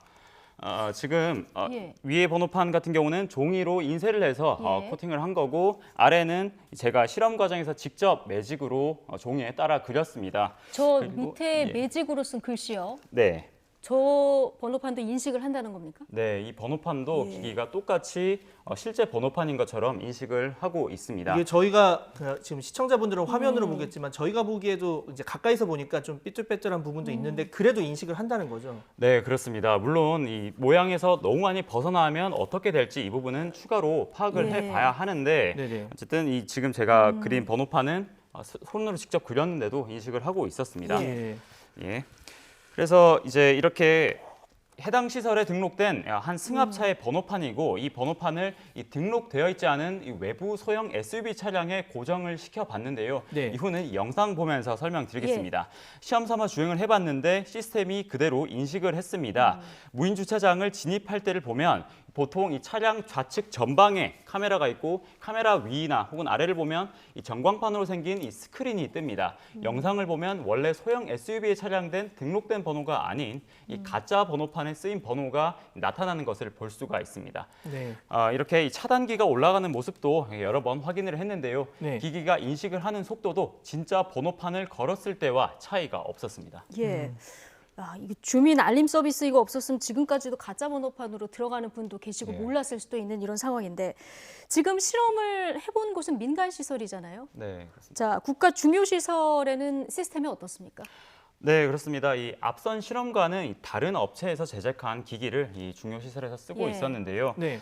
취재 과정에서 이 보안 시설에 마련된 이 주차 관제 시스템도 같은 방식으로 가짜 번호판을 실제 번호판인 것처럼 인식한다는 사실을 확인을 했습니다. 저희는 이 유사 범죄를 방지하는 차원에서 고민 끝에 보안 시설에서도 실제로 인식하는지 시험을 해봤습니다. 대상은 국가에서 이 청와대와 국방부 청사와 같은 정도로 이 중요 시설로 분류된 정부 서울청사 예. 그리고 두 번째로 중요한 것으로 분류된 경찰청 청사를 진입 시도를 해봤습니다. 정부 청사는 이 보안 시설이다 보니 아파트와 달리 주차 관제 시스템과 함께 정문에 청원 경찰들과 또 방호 인력들이 지키고 있었는데요. 예. 정문으로 진입하니 이 근처에 마련된 카메라가 똑같이 차량 번호판을 인식을 하고 또 마찬가지로 전광판과 같은 스크린에 등록 차량이라는 이런 알림이 떴습니다. 이런 예. 표시가 떴습니다. 그래서 이 직원들이 이를 보자마자 이 정문을 개방을 해줬습니다. 저희는 일단 주차 관제 시스템에 대해서만 취재를 했기 때문에 네. 이렇게 등록 차량 알림이 뜨자마자 곧바로 내려서 이 방호 직원들에게 저희가 이 취재 목적으로 방문을 했다. 그리고 이 가짜 번호판을 실제로 보여줬습니다. 그 이후로 이 방호 담당자가 취재 과정에서 이 가짜 번호판의 존재를 실제로 알게 됐고 앞으로는 이런 가짜 번호판을 충분히 보안 과정에서 차단할 수 있도록 전국 청사 출입구에 있는 보안 상태를 모두 점검하겠다고 얘기했습니다. 정말 빠른 조치가 필요해 보이고 지금 이걸 왜 막지 못했을까 의문이 좀 생기는데 복제가 되지 않게 몇몇 장치를 마련하는 방법도 있을 것 같거든요. 이게 어떤 원리로 인식이 되는 겁니까? 네, 무인 주차 시스템은 크게 볼 때 두 가지로 나뉘어져 있습니다. 차량 번호 인식기와 그리고 차단기, 저희가 눈에 많이 보이는 차단기 예. 이렇게 두 가지로 이렇게 나눠져 있는데 예. 먼저 전문가들의 설명을 종합하면 인식기로 번호판을 먼저 사진 촬영을 합니다. 그러면 이 사진이 나오겠죠. 네. 그러면 이 사진에서 이 번호가 나온 곳을 따로 영역을 떼어낸 뒤에 이제 이 모양을 보고 번호로 인식을 하는 겁니다. 예를 들어서 이 동그라미 하나만 있으면 숫자 0으로 인식을 합니다. 물론 이 이응이 있지만 이응만 네. 따로 번호판에 나와 있지는 않죠. 그리고 동그라미 두 개가 있으면 8, 그리고 이제 하나로 쭉 이어져 있으면 1 이런 식으로 숫자를 인식을 하고요. 확장해서 한글 문자도 비슷한 원리로 이 인식을 하는 것으로 파악됐습니다. 문제는 이 차량 번호 인식기가 문자만 인식한다는 겁니다. 예. 전문가들은 현재까지 개발된 기술만으로 보안은 가능하다고 입을 모았습니다. 예를 들어서 이 차종에 대한 형태를 인식하거나 이 색깔을 인식하거나 그리고 이 번호판을 인식하는 방식인데요. 이 내용은 저희가 이 다음 리포트로 전달드리도록 예. 하겠습니다. 정부종합청사든 경찰청이든 가짜 번호판으로 출입할 수 있다고 하니까 정말 말씀하신 대로 빨리 대책이 마련돼야 될 것 같은데 주차업체는 뭐라고 얘기를 합니까? 네, 주차업체에도 저희가 질의를 해봤는데요. 예. 먼저 이 기기를 개발한 업체와 통화를 해보니 시스템에 한계가 있다는 점을 곧바로 인정했습니다. 업체에서 이야기하기로는 이 무인주차 시스템은 이 차량 번호 인식 카메라가 이 화면에 나타난 번호판 속 번호가 실제 맞는지를 인식할 뿐이고 차량의 미조된 번호판인지 혹은 종이로 만든 번호판인지는 따로 이렇게 인식을 할 수 없다고 예. 답변을 했습니다. 업체에서는 임시로 생각해 볼 수 있는 보안책도 방향을 제시를 했는데요. 장기적으로는 이 신형 번호판에 나와 있는 이 홀로그램을 QR코드처럼 인식할 수 있는 방향으로 보완을 해보겠다고 언급을 했습니다. 다만 이 부분을 전문가에게 한번 질의를 해보니까 예. 현실적으로 이게 단기간에 가능한지는 조금 따져봐야 한다고 그렇죠. 했고요. 하지만 이 보완책이 필요한 상황에서 어떤 아이디어라도 필요한 상황이기 때문에 이런 아이디어 개진은 중요하다고 얘기를 했습니다. 저희가 이 국토교통부를 자료를 찾아보면 지난해 기준으로 차량 번호 인식 시스템을 이용하는 장소는 전국에 2만 3천여 곳으로 파악이 됐습니다. 이 기사에 나온 아파트는 물론 전국 공항과 병원 그리고 대형 쇼핑몰에서도 이 주차기기를 쓰고 있다고 홍보를 하고 있었는데요. 물론 1차적으로는 이 시스템을 악용하는 사람이 잘못은 있지만 이처럼 이 시스템에 이런 허점이 있을 수 있다는 사실을 업체에서 소비자에게 충분히 전달했느냐, 그리고 소비자들이 이를 미리 알았다면 시설에서 미리 보완 대책을 마련할 수 있었을 텐데 모른 채로 이 고가의 장비를 구매했다는 것도 저희가 생각해봐야 될 문제라고 여겼고요. 한편 또 취재 과정에서 느낀 점도 있었는데 한편 이 우차장에서는 이번 달부터 별도 직원 없이 무인으로 운영한다는 문구를 볼 수 있었습니다. 인공지능 분야 기술이 발전한 이 무인화 시대에 사람이 할 수 있는 일을 기계가 대체할 수 있다는 인식도 늘고 있는데 우리가 이 기계를 너무 빨리 믿기 시작하는 건 아닌가 이런 생각도 들었습니다. 네. 사실 박 기자가 이 모방 범죄 우려 때문에 좀 이 수법을 알리는데 고민도 있었을 텐데 어디까지나 이 보안 예방, 문제 해결을 위해서 한 거니까 혹시 보시는 시청자분들 절대 이거 따라 하시지 말길, 범죄입니다. 그러니까 따라하지 말길 바라고요. 예. 자, 박기재 기자 후속 보도까지 기대를 해보겠습니다. 네, 수고하셨습니다. 잘 들었습니다.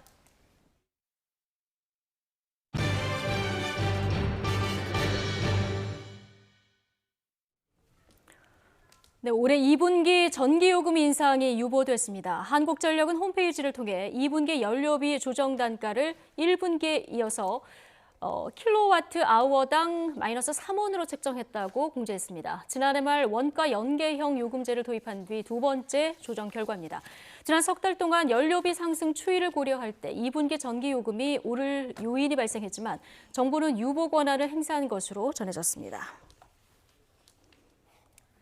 네, 학령 인구 감소에 따른 지방대학교 위기가 현실화하고 있습니다. 신입생 정원을 제대로 채우지 못한 곳이 많은데 현실에 맞도록 대학 정원을 줄여야 한다는 지적도 나오고 있습니다. 차상은 기자의 보도입니다. 부산에 있는 사립대학교입니다. 올해 신입생 충원율이 80%에 못 미치자 학과 구조 조정을 결정했습니다. 두 개 과를 하나로 묶으면서 정원을 줄이고 일부 과는 폐과하는 방안을 검토하고 있습니다. 다른 전공과 관련성이 적어 합치는 게 쉽지 않은 데다 올해 신입생도 모집 인원의 절반 수준에 그친 게 결정적이었습니다. 부산 지역의 사립대학 상황은 대부분 비슷합니다. 지역 14개 대학이 4,600명을 추가 모집을 통해 충원해야 하는데 역대 최대치입니다. 추가 모집에서도 정원을 채울 수 있을지는 미지수입니다. 신입생을 모집하는 게 지금 다들 상당히 주안점에 두고 있다 보니까 대학의 생존을 위해서 다들 그 방법을 찾기 위해서 지금 노력하고 있는, 현실적으로 지금 당장 극복한다 이렇게 말씀드리기 좀 어려운 상황 같습니다.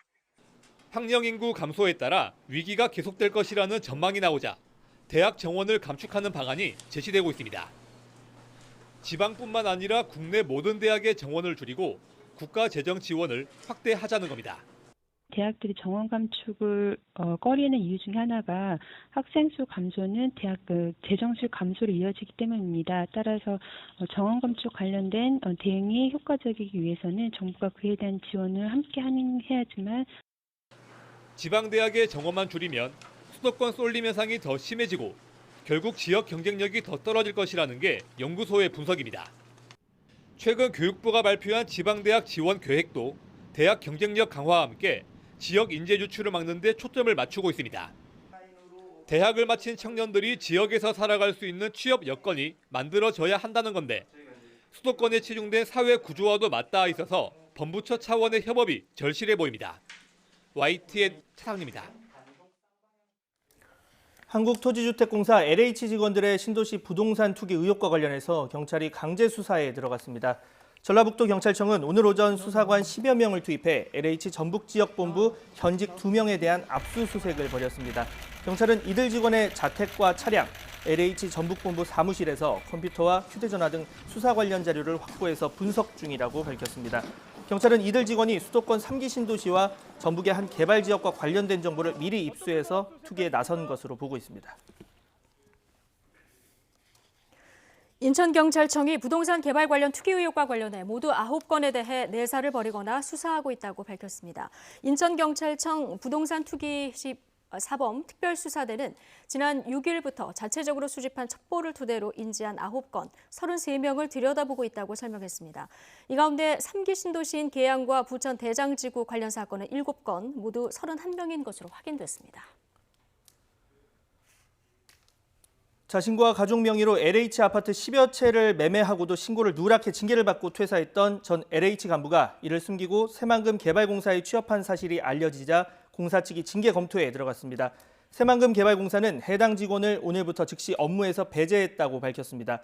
해당 직원은 지난 2019년 새만금 개발공사 경력직 직원으로 채용돼 현재 감사실장으로 재직 중인데 채용 서류에 상벌 사항을 기재하도록 되어 있었지만 이를 지키지 않았다고 공사 측은 덧붙였습니다. 네, 호주의 맷 존스가 혼다 클래식에서 7년 만에 PGA 투어 우승을 차지했습니다. 타이틀 방어에 나섰던 임성재는 마지막 날 타수를 줄이지 못해서 공동 8위로 대회를 끝냈는데 두 선수는 퍼팅에서 희비가 갈렸습니다. 김상익 기자가 보도합니다. 16번 홀 PGA 데이터상 성공 확률 20% 남짓한 맷 존스의 5m 버디 퍼팅이 깔끔하게 성공합니다. Wow, look at that. What a beautiful putt that was, just dripping pace right over the front edge. 존스는 최종 12언더파로 2위를 5타 차로 여유 있게 따돌리고 7년 만에 생애 두 번째 PGA 우승 트로피를 안았습니다. 2014년 첫 우승 이후 줄곧 괴롭혀온 퍼팅을 교정하고 집중 연마한 것이 성과를 냈습니다.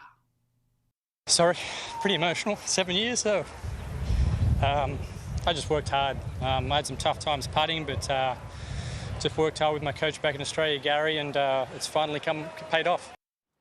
반면 대회 2연패에 도전했던 지난해 챔피언 임성재는 퍼팅에 발목이 잡혔습니다.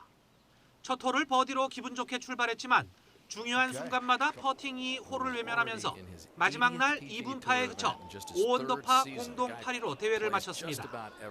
실제로 나흘 경기 중 퍼팅으로 줄인 타수 수치가 4라운드에서만 유일하게 마이너스를 기록했습니다.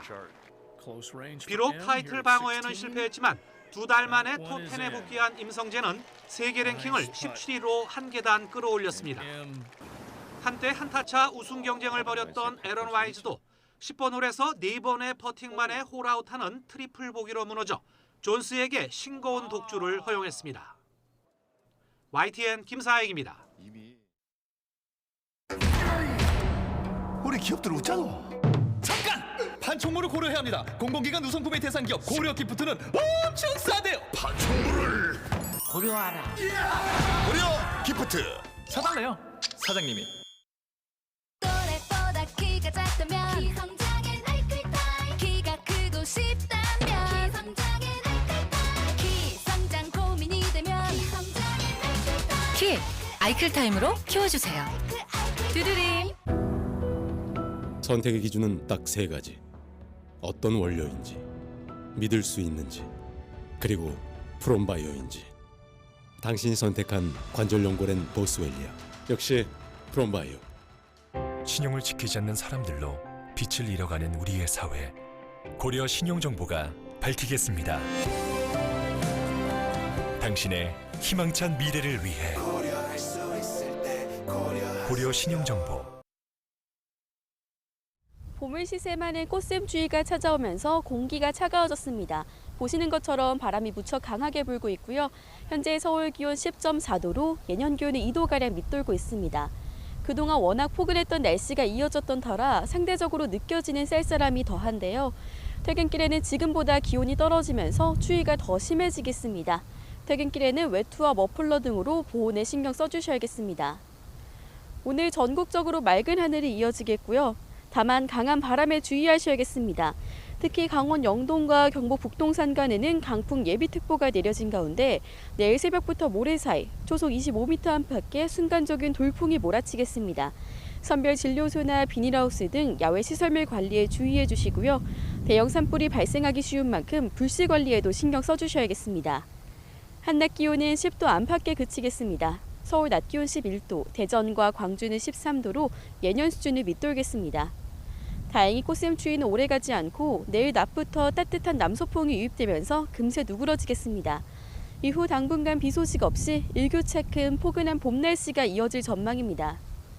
깨끗한 공기도 잠시 중국 내몽골과 고비 사막에서 발원한 황사가 밤사이 우리나라로 유입되겠습니다. 여기에 중국발 스모그까지 가세하면서 내일 중서부 지역은 미세먼지와 초미세먼지 농도 모두 짙어질 것으로 보이니까요. 호흡기 관리에도 주의해 주셔야겠습니다. 지금까지 평화공원에서 YTN 권혜인입니다. 월요일 뉴스 NEC 마치겠습니다. 잠시 뒤 더 뉴스가 이어집니다. 함께해 주신 여러분 감사합니다.